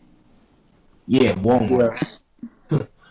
Yeah. But to be honest, it's a tough luck, man. To be honest with you, it's literally terrible. Like I couldn't even get a job last year for the summertime, man. But yeah, man, I'm just gonna say, man. Struggling Yeah. now. I found out like it's really difficult to get a job. This is like as Gen Z specifically because these jobs require us to have pre-experience, and then not only just that, but they want us to have the qualifying skills, and it's just like how are we going to have the qualifying skills if we don't even have the opportunity? Right. I And mean, then another thing is, even when you will apply for okay, jobs that like have like no like no like no requirements or nothing like that, it still wouldn't like text you back and call you back. yeah, It's and like then sometimes even when you decide to reach out to the job, they don't call you back at all. Yeah. They don't care. I've learned over the years that job postings, especially on sites and apps like Indeed, is like it doesn't work. It does not work whatsoever. And not only just that, but they're getting paid from us applying to their jobs, so they can deny us and still get paid per application, Really. Didn't know which is that. like a load of bull, if you ask me. a load of baloney.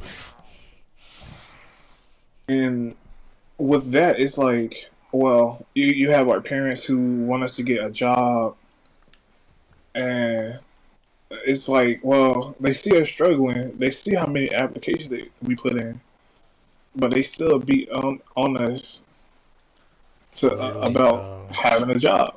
literally back in 2022 before I went to college, bro, I was getting like dogged on for like not getting a job. I'm like, I'm applying for these jobs, mom. Like, what do you expect me to do? I applied for like Kroger. I literally applied for Kroger's, McDonald's, bro. I was doing literally everything, bro. And they just like, they just like, nah.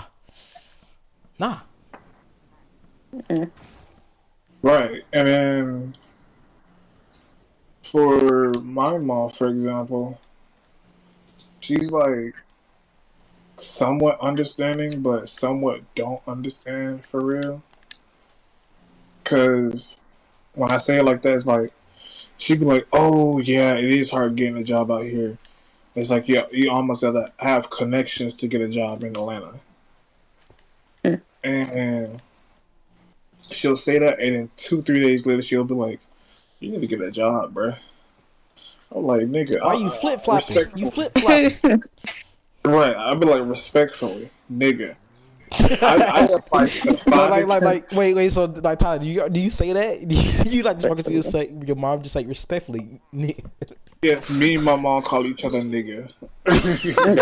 Crazy. Yeah, you know how I say nigger. I call my mom that too. Crazy. Okay. I just realized I may have to bleep that out. and she like a few days later, you know, like I said, she'd be on my case about it, and I'd be like, Mom, I'm applying to 5 to 10 jobs a day. It's hard getting a job, yet applying to these jobs is like a 9 to 5 job itself. Literally, bro. And it's getting to a point where, you know, my Brianna, the Brianna I know. Oh yeah. Also, some Brianna. Side note, there's like 3 different Briannas. And you're included. Yeah, and I don't know if she know her, but possibly. She you know, she went to a different college and she graduated. She got her bachelor's. Now she's going for her master's. And even with her bachelor's, she's having a hard time getting a job. And it makes you wonder and think, like, well, at least for me, like, what is the point of going to school to major in these types of employment options, basically, if it's difficult for you to land a job in said major?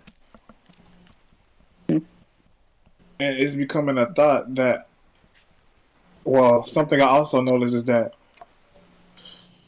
well, a lot of jobs nowadays don't care if you have a diploma or a degree. They looking for skills. They looking for certificates. And I know that's something you could do in college too. You know, I went to college for a bit. Didn't work for me, so I left. Now I'm doing the Google certificate for IT and data analytics. Crazy. Nice. But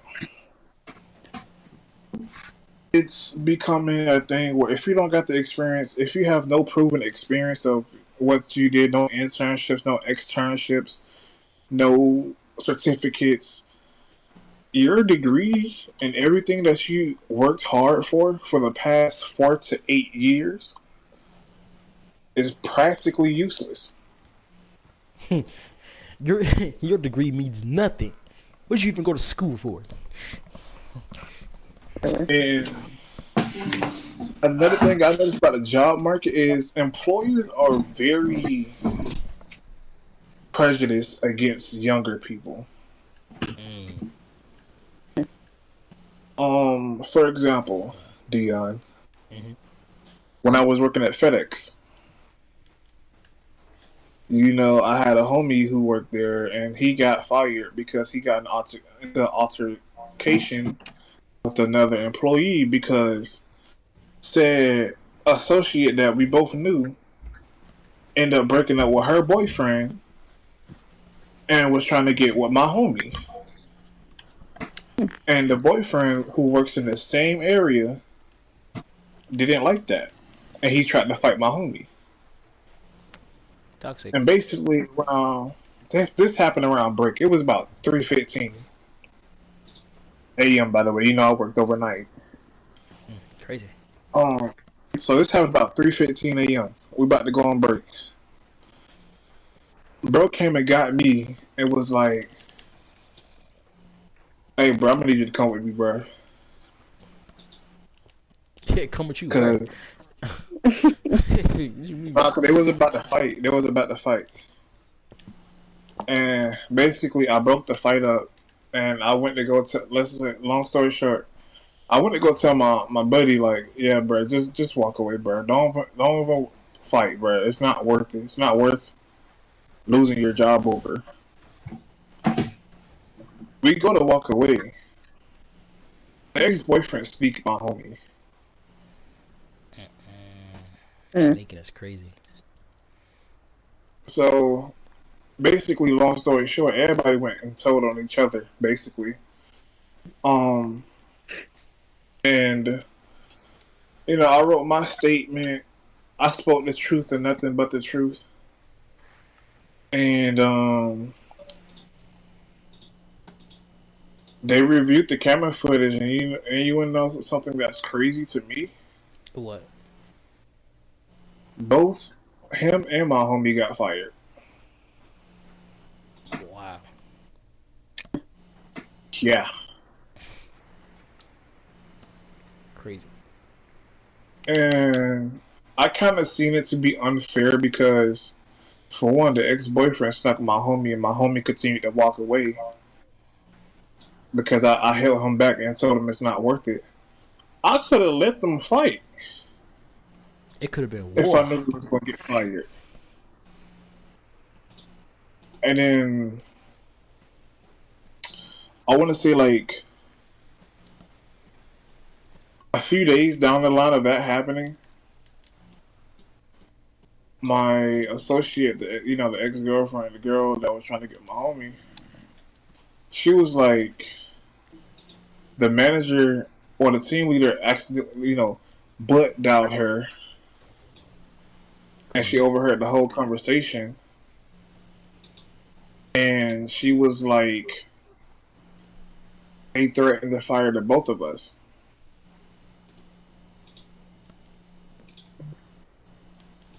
And I'm like, okay, what did I do? That's what I'm saying. I stopped two grown What you niggas. I stopped two grown niggas from fighting each other. I could have let them fight, but I didn't. Like, and y'all gonna threaten to fire me? Crazy. You know what? I don't need his job. Actually, I do. But don't get me wrong, I wanted to quit the job anyways, but Jesus. Next thing you know, I like a few weeks down the line, like that situation happened in January, and then another situation with said associate, said girl, happened like towards the end of February. Dion, you should know this too. Yeah, I'm pretty sure. Wait, you talking about like February, like which year? This year, nigga. Oh, this year? Oh yeah. I forgot you told me. I thought you was thinking of that situation. And we was at work. I'm doing my work. I'm doing my what I'm supposed to do. Imagine somebody come up to you and poke you constantly, nonstop, repetitively. Now, my question to you, my question for y'all is, would y'all not get annoyed from that? I would get annoyed. Like physically, someone's physically poking you. What are you talking Yeah. about? Yeah. Yeah, definitely. Okay. She's doing it, and I'm ignoring her. She continues to do it.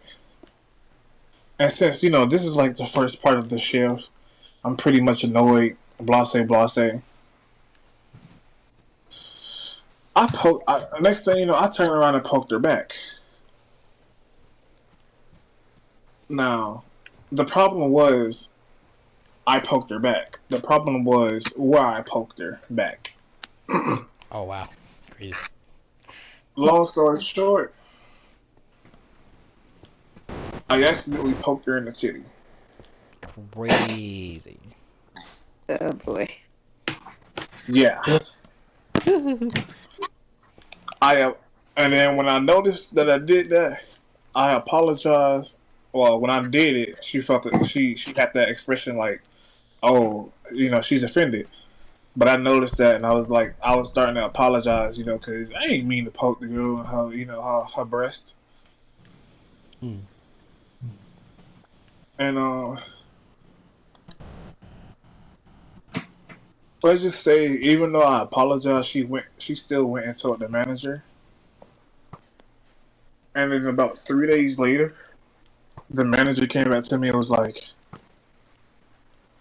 I'm gonna need you to write your statement, Crazy. and after today, I'm gonna have to suspend you because of the situation and because it's technically a sexual assault. Jeez. Yeah. Situation didn't even have to escalate that far, bro. Literally just apologize. Like, what do you? It's a whole misunderstanding. Oh, bro. So eventually, I was out of work for maybe about 2 weeks or whatnot, and when I did go back to work, it was like a week or two later. Like I said, like a week or two later.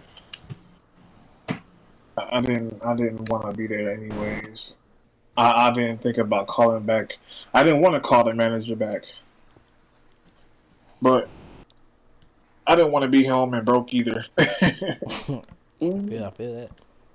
That's valid.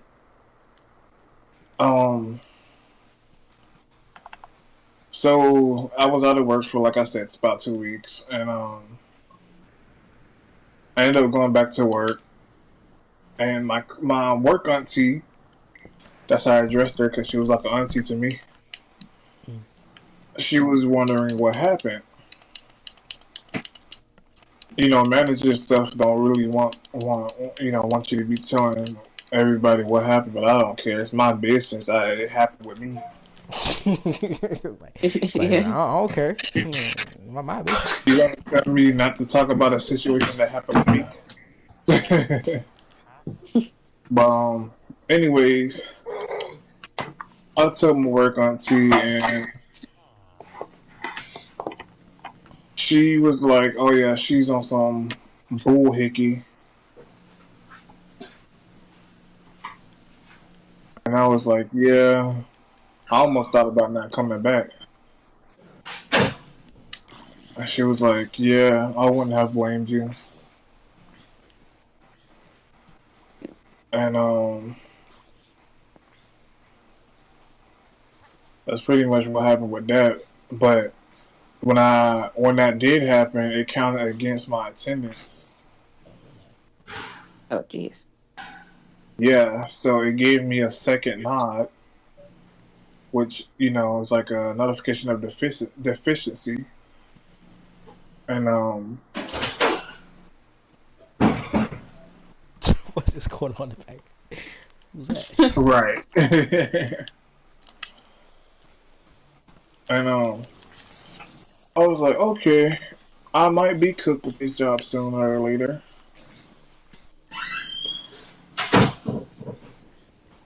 Yo. And after that, another situation happened. I got sick. Oh, brother. Really sick. Like, I couldn't move sick. Jeez. And I ended up missing 3 days of work. This happened recently. This happened back in April. And I missed 3 days of work. Unfortunately, well, it was an unfortunate thing. Called my manager, let her know that I was sick and I probably won't make it to work or whatnot. And let's say, I want to say I went back to work that Saturday. I went back to work that Sunday. And my manager called me to her office and she was like, I can only give you two of your sick days off. And I'm like, why? Right. She didn't really explain why, but it was kind of ridiculous, and that gave me my third nod.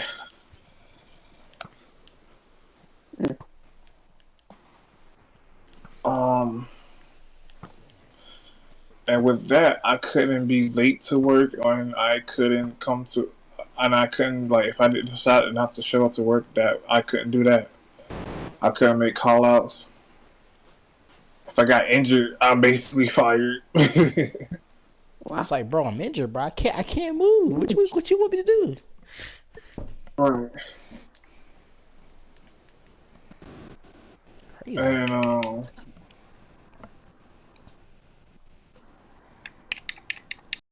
next thing you know, like a few days down the line, or the next week, yeah, basically a few days down the line,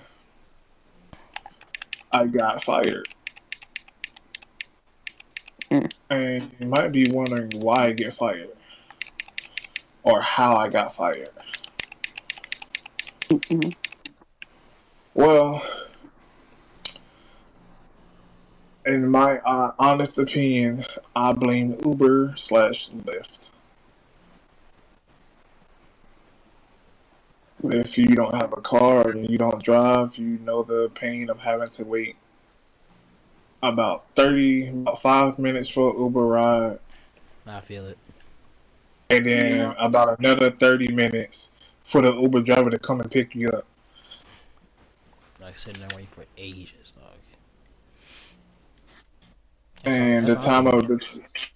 My fault. Go ahead. That's honestly why I'm glad, like, there's times where, like, my mom took me to work half the time when I had a job for a summer, like 2-3 summers ago.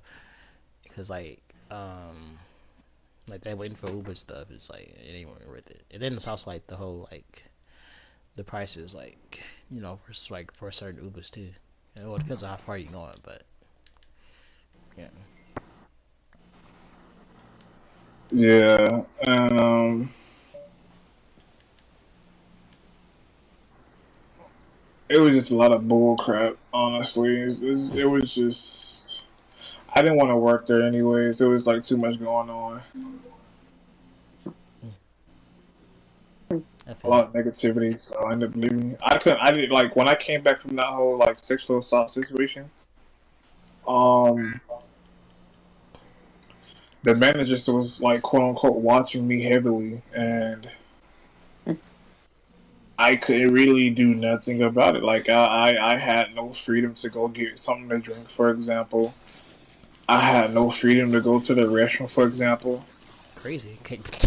Where's my freedom? Where's my freedom at? But did I let that stop me? No. I still wanted to go do what I had to do.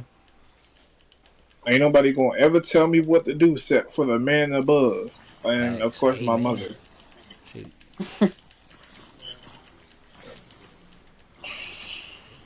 But to recap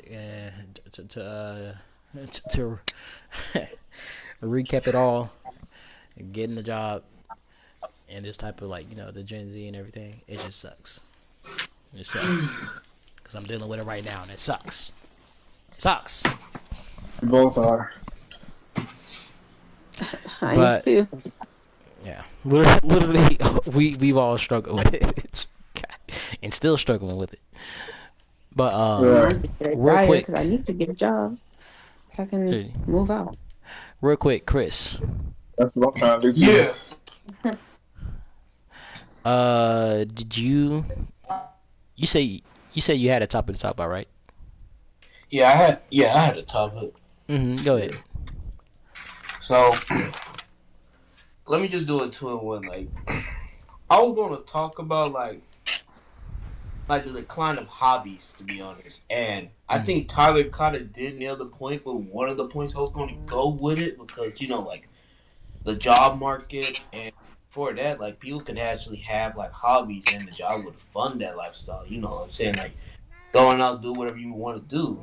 But, yeah, like, you know, decline of the job market, nobody really going to be picking no hobbies nowadays. But that was going to be one of my points. So let me get to the other points. Like, it's like the enjoyment of hobbies is like on a decline, like because of sculptures or people who just try and just like get into it because of the, like, you know, culture, pop culture, yeah, or it just become a fad, you know, like we can see it with like the sneakers, like the shoes culture, like earlier this like this decade, like in a COVID days, like everybody was trying to buy up all the shoes, trying to resell it because it was just like an easy flip. And now, Easy money, yeah, easy money, easy money. yeah, and now look at Jordan. Nobody really gonna be buying Jordans because they already burned out and already burned out all their money. Like they already bought all the releases like years before, and people still trying to recover because, like I said, the economy sucks right now. Like everybody got to just like you know what, hey man, I gotta save for bills. I can't be That's what buying I'm new saying. clothes. I can't be spending 300 on some Jordans, bruh. I need to eat. Yeah, yeah, like shit, like tough, life being tough, and also like the enjoyment of the shoes kind of got ruined because everybody like, oh my god, I'm not even gonna get these because some kids gonna just come buy these up and try to sell them for like 500. Right. 500. Good luck with that one, brother. Yeah, exactly. But and also it's just like everybody call them like lockers, but we already know like actually they're just like a bunch of closers like. And now everybody just trying to join something like. I could also say this for like Pokemon. Like I never really been into Pokemon. I had like the cards. I watched like one episode, but it's like it just became a fad now. Like everybody just buying up card just to resell it for like $1,000, and everybody just complain about That's how true. it's like That is so true. yeah, and yeah, and everybody complain how it's like not enjoyable anymore because you can't even get anything no more. I mean, it's People come just to the gonna point where like I've seen people like get into like physical fights over Pokemon cards, which is kind of crazy. But I mean, hey, do you? But yeah. I think it's funny you bring that up because I had a whole Pokemon phase back around quarantine. Only one who knows and experiences that, or who has experienced that is Tyler. So yeah. Oh Oh yeah. Oh yeah, I do also have to make another point. Like, man, do anybody remember Funko Pops? Like, I have a few of them, but they're not even popping like how they was like a few years back too. Yeah, not as much as they used to. As a figurine collector who has a good select amount of Funko Pops, I agree. Yeah, honestly, I need more Funko Pops. I only have 3 on me right now. Yeah, I just you started literally collecting go. Funko Pops. I collect figurines, Funko Pops. You know, it's all the same thing to me. Yeah, Yeah, my big thing is Barbies. I just started collecting Barbie dolls. And I just started collecting Beyblades. Let's go. true, man. But like, let me tell you, like one of the hobbies I be doing, like I collect Hot Wheels, but I'm not into it like that much. Like I'll see like I'll grab what I like in the moment, but it's just starting to get expensive too. Like Jesus Christ, like it's like $7 for like the premium models. Mm. Man, Dang, for little Hot Wheel cars, crazy. yeah, like the one with like the rubber wheels and the metal base, and then like all the extra details. Like yeah, it's like $7. Yeah. Yeah, I'm investing in and it. It's worth it. No, I'm Yeah. saying it's I not mean, worth it. some of these Barbie dolls, they be ranging between. Well, you can get some as cheap as like $10, maybe even less than that. But if you want like a really good one, that's like between 50 and 100 plus. Or like to get like vintage ones that are like older, or to get like limited edition ones, they're like 50 to 100 plus dollars. Now, listen, not gonna lie, I still would get it. Not gonna lie. Yeah, When I get I that money, mean, I'm yeah. still gonna get it. There are some times where like certain things require like some good investment. I'm gonna be honest. Yeah, like there's actually some. This is very sidetrack. Sorry, but there's some dolls I've seen today. They're like holiday Barbies. They're so cute, and I want them so bad. I want them so bad. So this is why I'm glad I'm not rich, because like if I was rich, I wouldn't even be rich no more, because I would be spending money on dumb stuff. Real. Literally would have been me, bro. Beyblades, Transformers, Hot Wheels, bro. Like that's all me, bro. It's all me. Literally. Plushies, bro. Oh, it goes on. I'm a sucker for cute things. I just like cute stuff.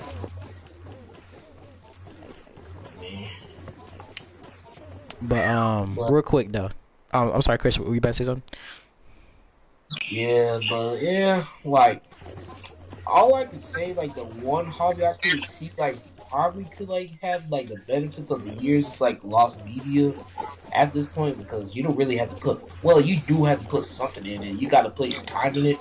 But hey, like if you take a look at it, like it's been on the rise and everybody like start doing it, like and a lot of stuff have been recovered like throughout the years, like missing pilots, missing movies, lost books, everything you can find been pretty much. But yeah, let me just end that off though. But yeah, it kind of sucks to be a hobbyist. Yeah. I do think Yeah. the fact you mentioned like the lost media, there'd be some. I remember, I don't know when exactly Brianna did this, but there would be like, there was one time where we was in the library, and we was like looking at some pilots, like pilot for like old shows and movies and stuff that like Yeah. that never really seen the light of day, and I don't know particularly which one it was, but which one was that? I think it was like, was it Barney? I think it was Barney. Backyardigans. Oh, the Backyardigans. Okay, yeah. Oh Where they had yeah. like, it was like, oh my god. Or I was like, terrifying. kind of, yeah, terrifying. We're trying to give kids nightmares. So I'm glad they changed it. Cause no, It's a good thing you changed it. Good. kids absolutely not. Man, do not get me started with the backstory. How like that search for that lost pilot, bro. Like, man, you go out and watch it on YouTube. It's like a crazy story, bro. Like, oh my gosh, it took them years to even get that one. People, like the crazy thing is, it was already found, but they're like trying to gatekeep it for some reason though. Gatekeeping is crazy. They keep Yeah. it crazy. But now, real quick though. Technically we could combine. I mean, unless well, Brianna, you said you didn't have any topics, right? I mean, no, because I was the only thing I could think about is like talking about musicals, but I kind of already touched about why I like musicals earlier. So no, I don't have a topic. Also, real quick, if y'all are like watching my stream, y'all would see something crazy. There's something crazy going on my screen right now. Hold on, wait. I'm about to get on. Something crazy going on your screen. Oh dang, I missed I that. forgot. Wow. Have you been playing What's Name all time? Yeah. Crazy.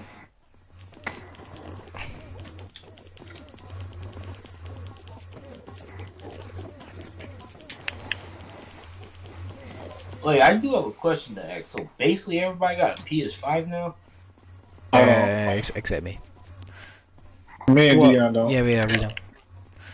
Wait, I thought you had one, Tyler. No. I'm an Xbox player.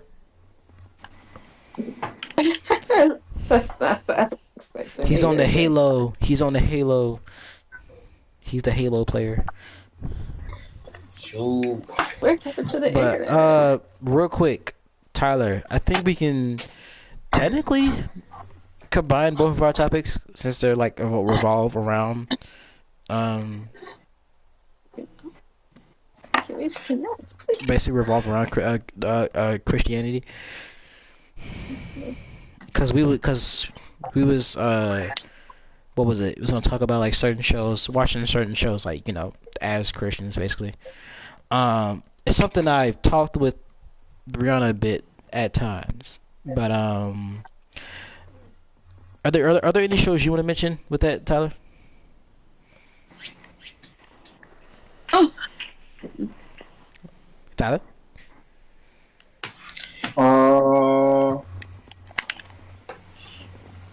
I mean, you're pretty much gonna have it summed down anyways. Yeah, that's true. I Because think what I was gonna mention was like Hell of a Boss, but this is basically a spin off of it anyways. yeah, basically. Me and Brianna had this talk already, so forgive me if this is like any sort of repetitive, Brianna. But what was it? Watching, I don't know. It kind of has to do with like sexual shows in general. Oh yeah. Like Hasbin Hotel is a famous one. And I told Brianna this, and I can basically just sum this up without even delving deep into it.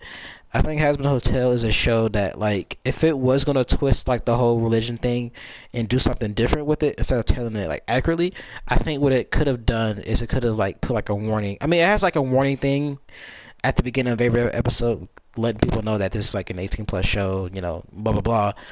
But I don't know if it said. I'm not sure if it said like this is not based on like a true religion, like type of stuff, or based on like true, like the word of God. Because I mean, obviously it's not.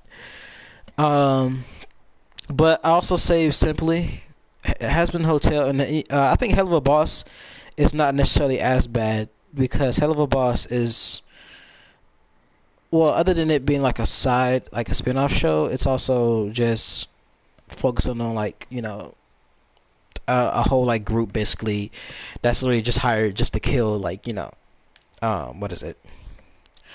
That's hired. They're called IMP basically. And they just like kill like people for like for money and stuff. But obviously there's deep storytelling within that.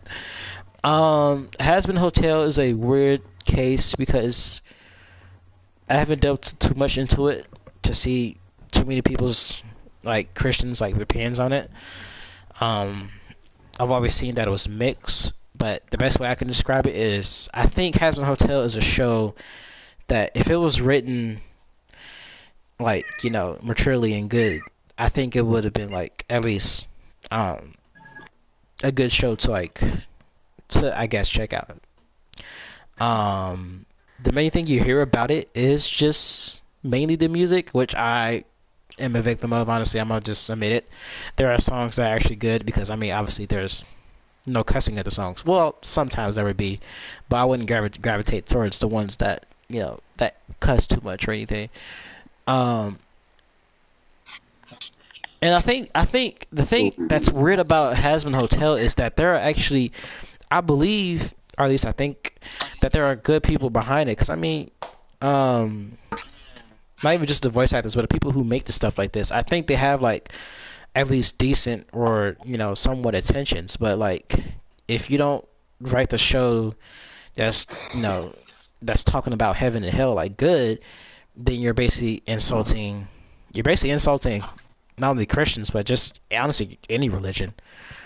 And I feel like that's what sucks because I feel like it could be written so much better without all like the sexual jokes and all this type of stuff. And just because we're in hell, we gotta like make every, or at least half the character sexual and say slurs and like it's just like I even pretty much told Brown about this. The first season's villain is literally Adam for some reason. Bro literally slurs like almost every sentence he says, which I'm pretty sure the original Adam wasn't like that. But I understand, like, if you take like a character and you twist it up a little bit, not to be accurate, at least do something fun with it. There's no shade to the voice actors. The voice actors do great. It's just the material they give it is just like, ew. So yeah. What else? I mean, I was gonna mention. I pretty sure I mentioned like. I mean, there's 2 seasons of it now. I think the best part of it is that it did get better with like season 2 because it has like a villain that's like not only like a person that like manipulates, but is a cult leader. It's a narcissist and all that type of stuff. He's a villain that twists the plot basically, and I feel like that's what we should have gotten at first instead of the. I mean, yeah, he does cuss like like a bit often, but not too much. But I think what makes villains like that work is because it works because it's someone that like is technically right. Like the whole Heaven apologizing with like gift baskets and stuff is like kind of crazy. But like they're apologizing for like genocide and they're making it seem like it's that simple, but it's not that simple. So he gathers like the whole like all of hell to like go against like heaven and stuff. And I think and that's what like when I mention stuff like that, I say Hazbin Hotel like has potential, but it's just not honestly written good. And most of the time. I even watched The Boys. I don't know how many people here have seen The Boys, but literally the recent season, at least the last finale, despite it being really disappointing, as other people said on the internet. Um, I don't like the whole like. I get the whole thing of it is that it's supposed to like. It sees how like the politics, like how like politicians and all that like view religion and like they use religion to cover up all this type of stuff and all that. Like I get that it's trying to like not do that necessarily like in a like mean way, but it's just like I just felt um I just felt offended to the point where like I kind of wanted to stop watching the show like midway, bro. Like I was gonna just be like I'm just done. Like I can't like just I know it's a joke, but it's like the jokes it ain't hidden from me. Um, and even getting on that, I just hate the whole thing of how sexual shows are nowadays. It's actually kind of crazy. Like literally, Very crazy. me and, me and Brianna was like watching like a show like last semester, like about like this show called like The Beauty and stuff, and it's just like why you You had why to see is everybody's bare cheeks in that yeah show. literally like it's just Everybody. like it's like all right, let me just put the camera right aim directly right there, then just go all the way up and then boom.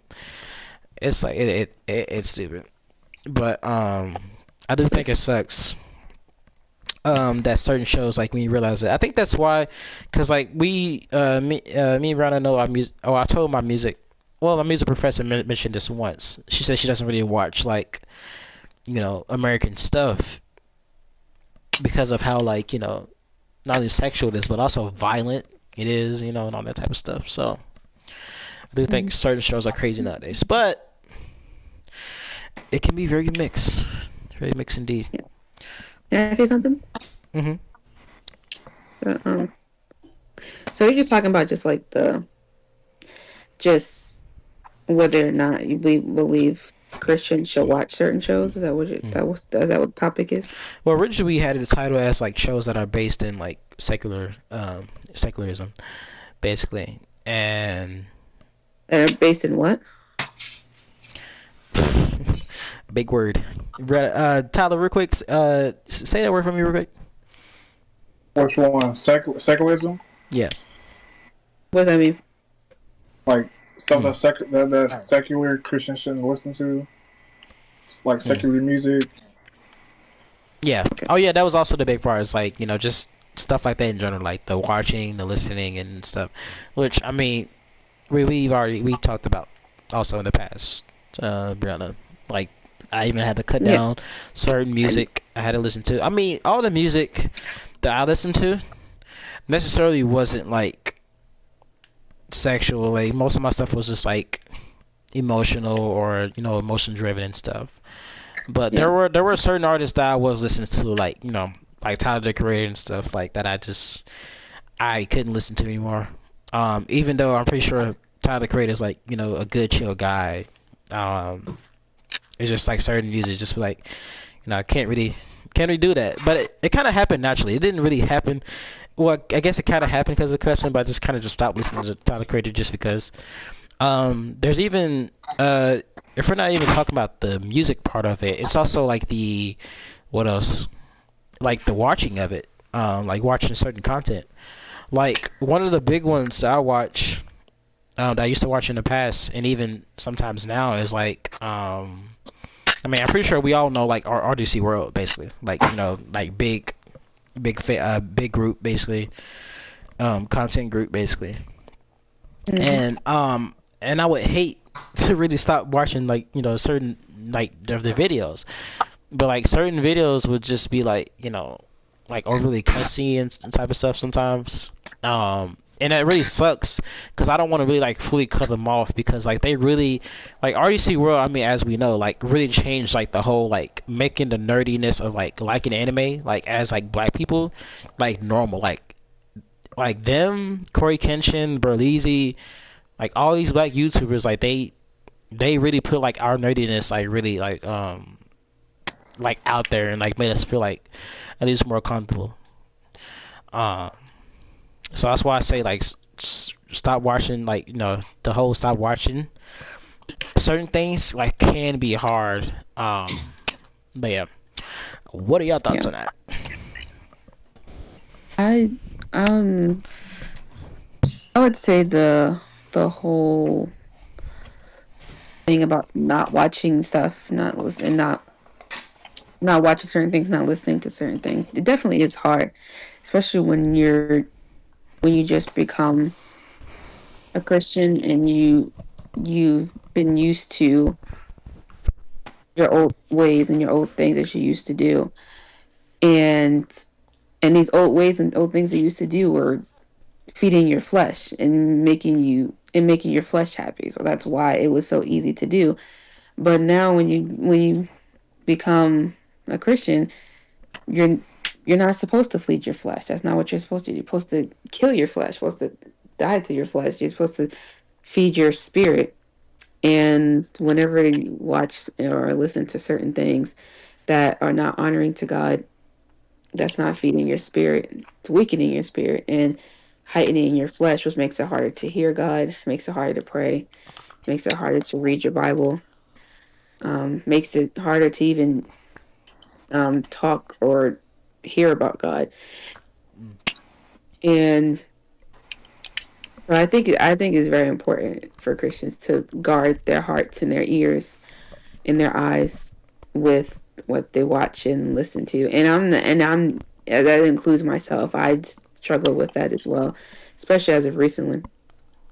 Um, but I think it's a constant battle. So I would say it definitely is a constant battle, and and I think also, um, I also think it's kind of a double-edged thing, I guess, because on one hand, you don't want to downplay the certain things that you listen to or watch and say, "Oh, it's not that serious or it's not that deep." But then again, at the same time, you don't want to be like, "Oh, everything is super, super, super deep, and I need to cut off everything and lock myself in a room and not watch or listen to anything." No. So there's two different extremes that you can go to. And for me, something that I've realized is that God will bring things to your heart and your mind one thing at a time. He's not going to pile up everything on top of you. If he was to pile up everything on top of us at once, we would be crushed.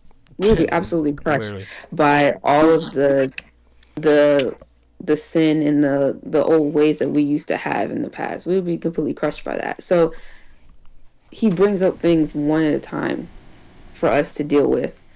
And sometimes it can pile on. Sometimes it can, you could be struggling with something for a while. But regardless, I guess the point I'm making, well, I don't know what the original point is, honestly. But I guess I'm just saying that it's a struggle. And it can be Yeah. hard sometimes. Yeah, the But I original think it point. also helps you realize that there are things that you can watch and listen to that are still enjoyable and that are that do feed your spirit. And that even if it isn't, and even though it's not necessarily like a Christian content, there's still clean content out there that you can enjoy and listen to and watch that won't hinder you. You just have to learn what actually hinders you, because just because it might be a sin for someone else to do it or listen to or watch it doesn't mean it's a sin for you, and just because it might be a sin for you doesn't mean it's a sin for them. I actually have a Bible. I have a Bible verse that mentions that actually.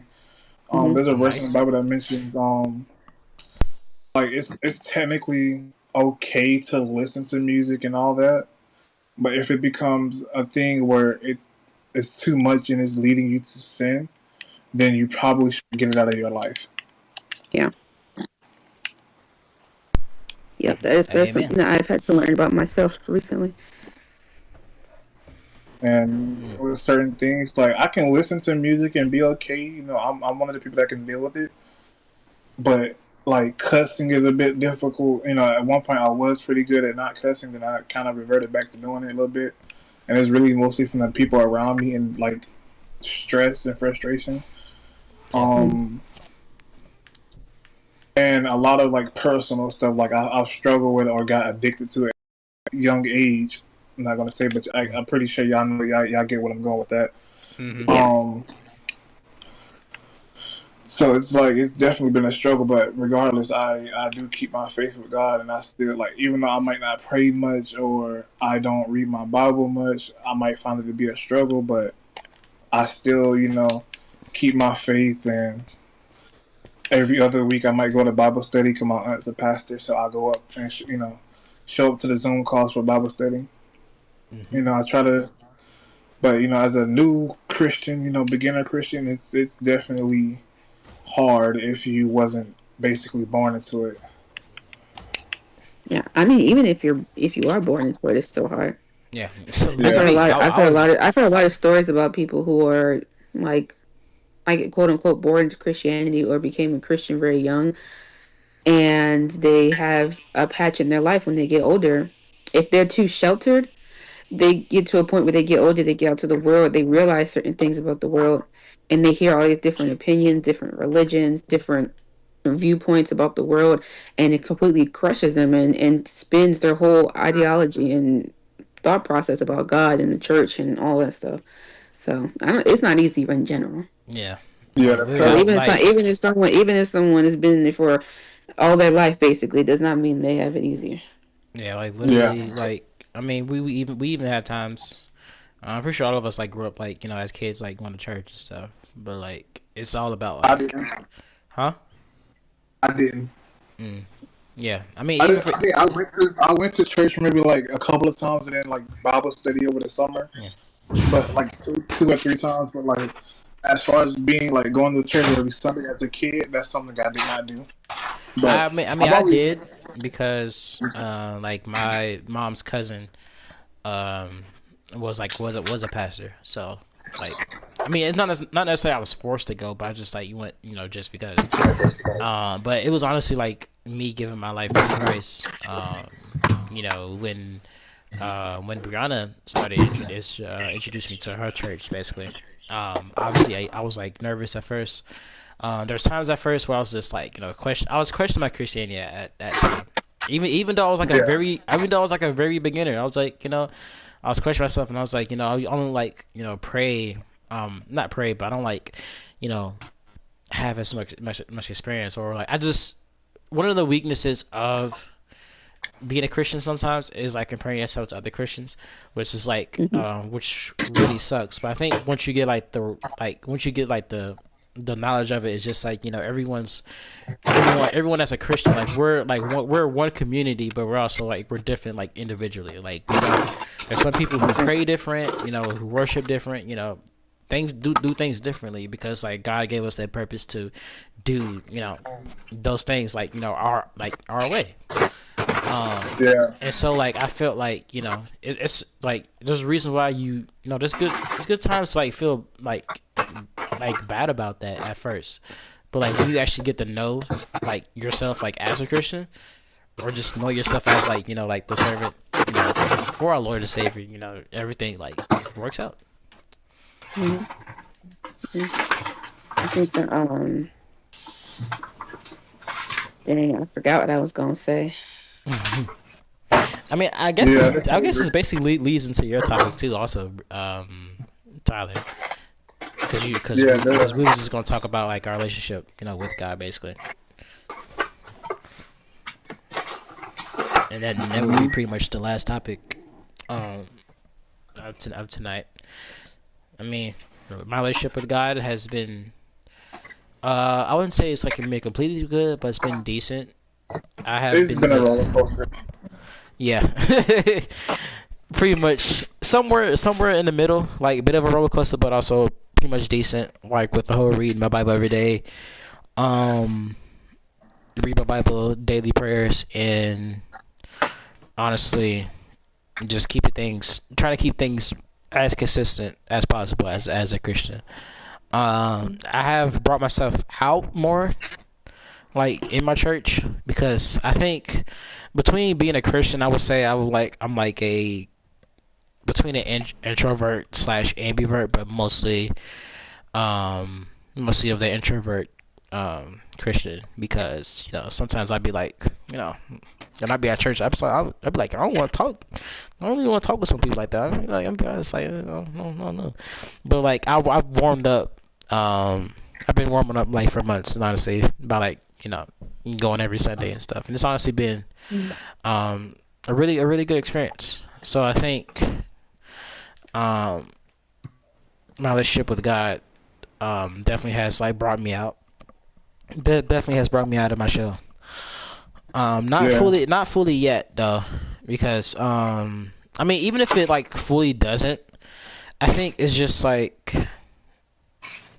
even if I'm not fully brought out of my shell, like, or if it's just like within my nature just to be like, maybe like an ambivert type of Christian, or just like, be somewhere like around up there.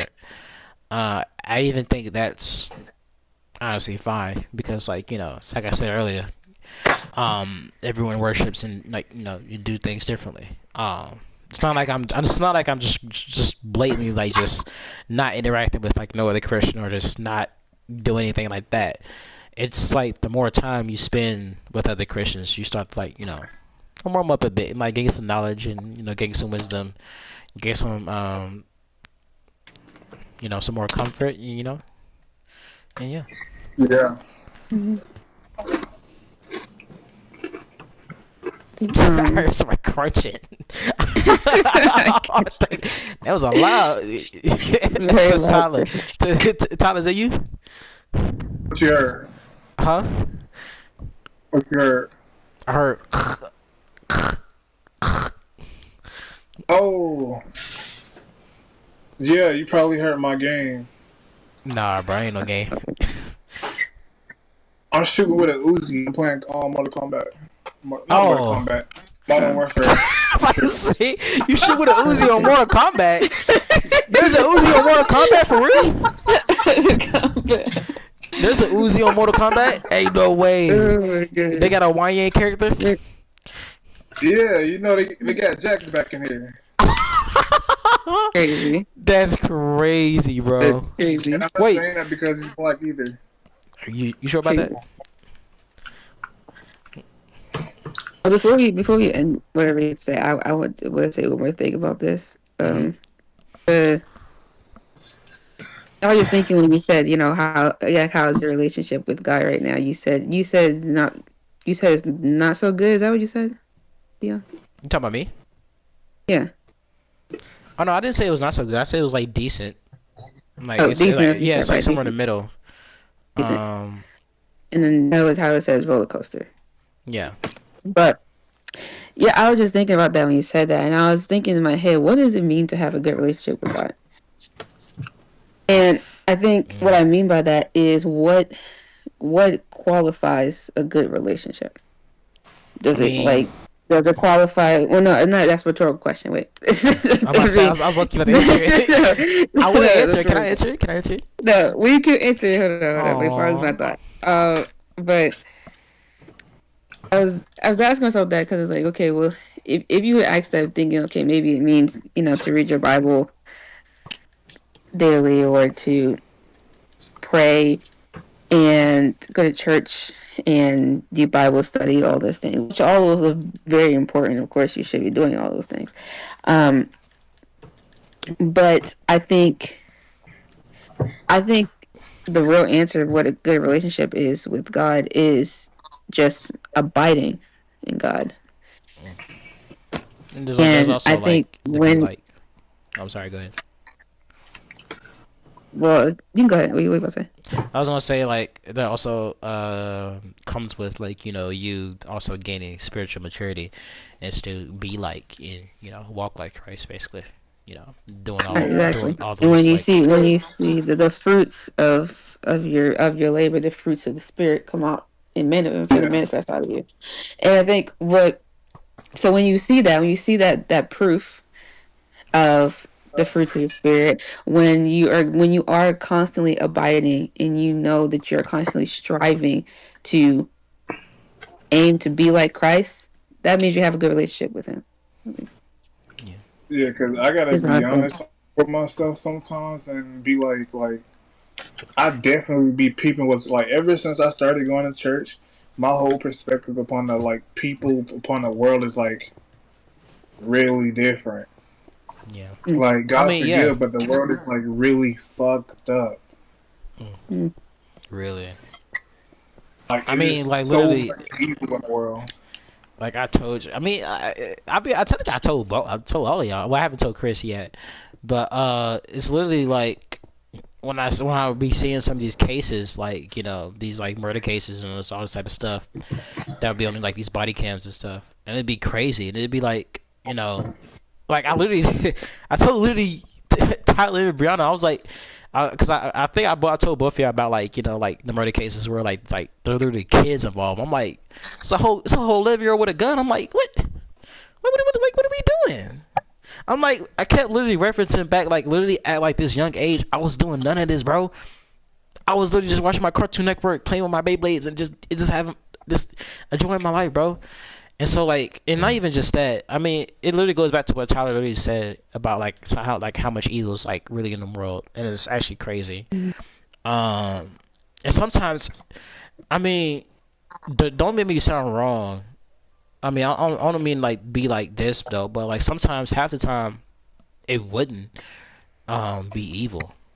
Some people, there would be some people who would like really be like mentally like and like psychologically like messed up to the point where like if something goes out, people immediately like judge that person because like call them like a murderer and everything. I mean, yeah, like they did like the murder, like obviously I'm not.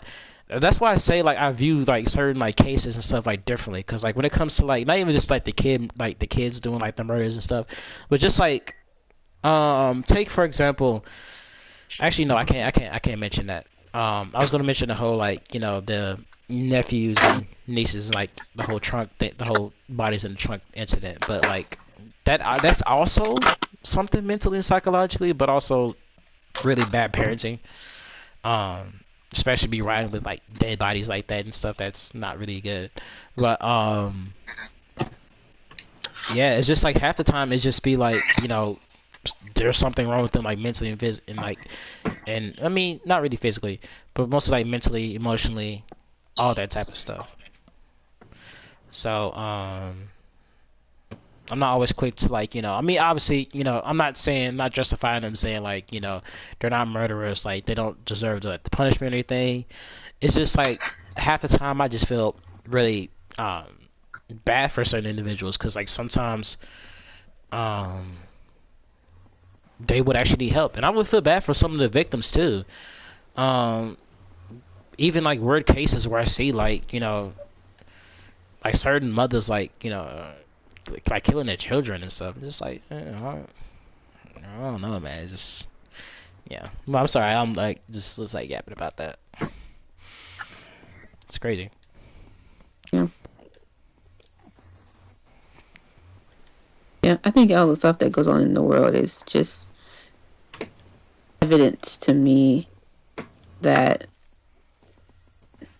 of how much we need God, Yeah. That's true. and also just God's existence as well. Not even like just the evil stuff in the world, but the good stuff as well.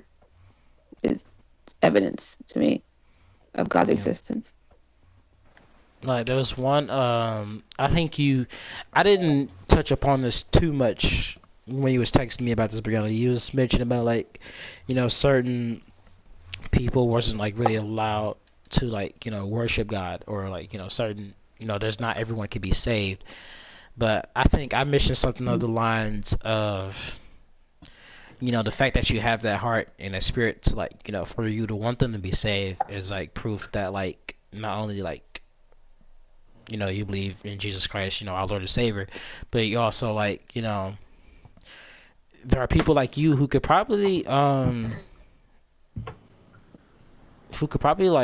I mean even like some people who don't really get into religion or get into that type of stuff, it's the fact of like you reaching out towards people about that like really matters. Like like if you're someone who's spreading like the Lord's word, then that's honestly like enough. um and I do think it's really unfortunate, even if it's not you spreading the Lord's word, but it'll be good because it'll only be good because some people like will eventually like come across the Lord's word one way or another, basically.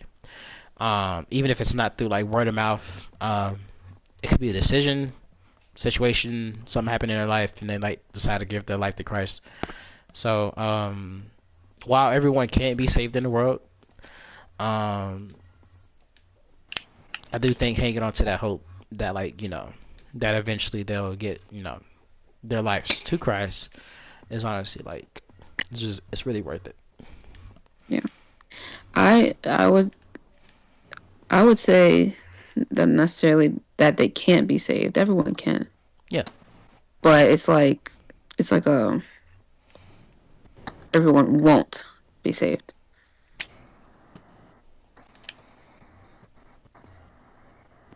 Because it says in the Bible it's a narrow road.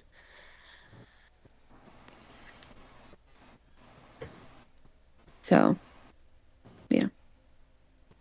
I was just saying that the day because I remember, I don't even know what we were talking about for me to bring that topic up. I don't remember the whole conversation, but. Oh, I think he was like mentioning something next year. I feel that the world it might get to a point where Christianity is going to become illegal.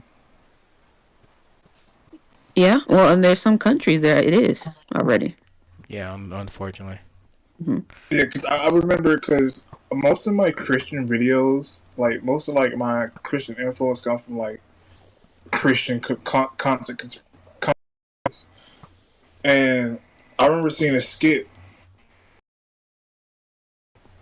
Christianity being illegal, like even if you carry a Bible, they'll either kill you, execute Crazy. you, or prison. And it had me thinking, like, what if the U.S. become like that at some point?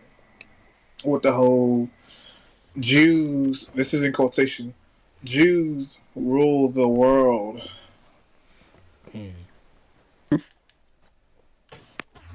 Yeah. Crazy. Yeah. I'm just hoping it doesn't come to open. It doesn't honestly go too big. The whole big thing of doing that honestly, because like very random. I do think it's like weird that you have to like pay like a lot of money for a Bible, basically. It's kind of crazy. That is so true. I thought about that too before. Because there's some. I remember seeing prices for the Bibles. I'm like, oh my gosh, why is this thing $30? Yeah. Pretty much like, I don't understand.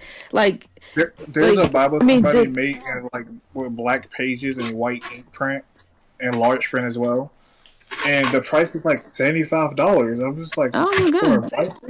Here's the thing. That's one thing. I mean, of course, the word.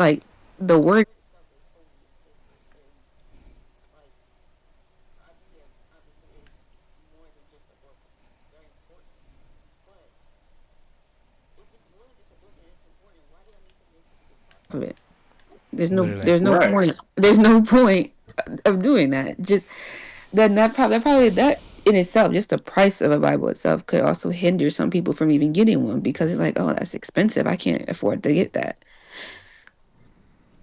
And now we do have nowadays. We do have like the Bible app, which is helpful, but not everyone has access to that. Not everyone has access to that. Yeah, not everyone has a phone. Not everyone has internet. Not everyone has service.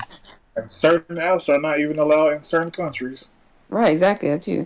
So Baphomet. I don't know. It is weird. So real quick, y'all. But yeah, that's pretty much all the topics we got today. Dang, we got 4 hours. Yeah.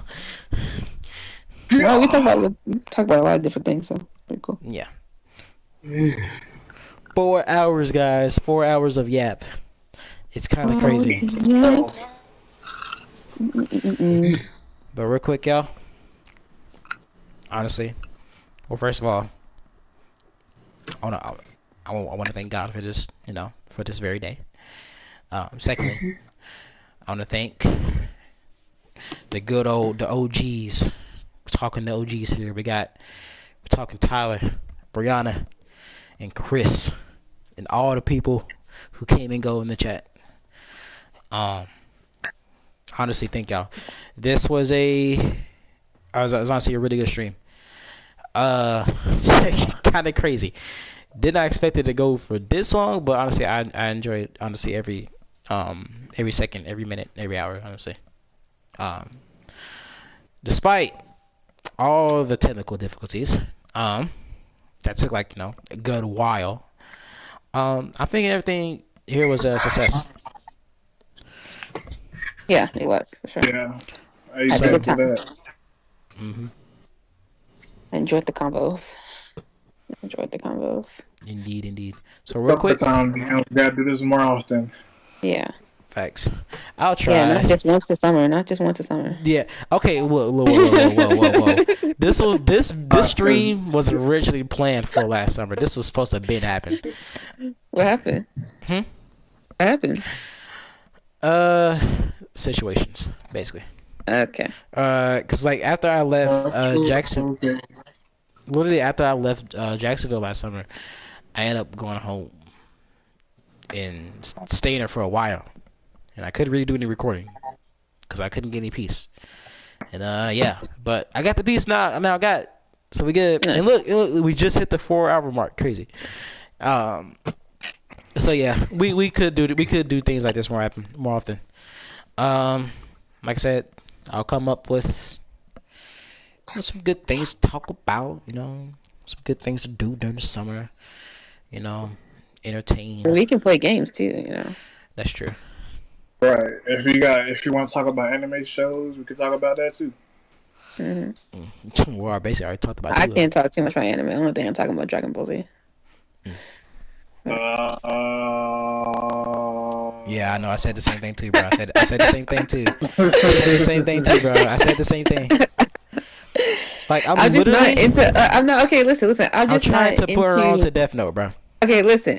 No, I'm not watching Death Note. Absolutely not. Why? The main character irks me. I know. I'm not doing it. Bruh. I've already watched a bit of it. Okay, and I already don't like the main character. If I don't like the main character, I don't watch the show. That makes no sense. But Dion, did you already end your stream? Huh? Did you already end your stream? I have not, but I'm about to like right now. So real quick, we'll get on to Brianna's shenanigans later on. later on. Yeah. But no, let me stop. And let me stop disrespecting. It's crazy. Disrespecting is crazy. But I want to thank everybody for who came in and out the chat. Thank y'all for watching tonight. Shout out to Jeremiah with 100 gifted. Jeremiah.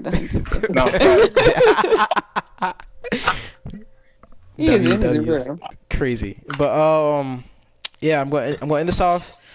Make sure you go follow Tyler, on Twitch. Check out Brianna's crochet business. And then last we got Chris. We got a business major. We got some business people in here, including me. Yep. Hey, follow the Twitch. Nike Lunar Eclipse on Twitch. Y'all don't forget it.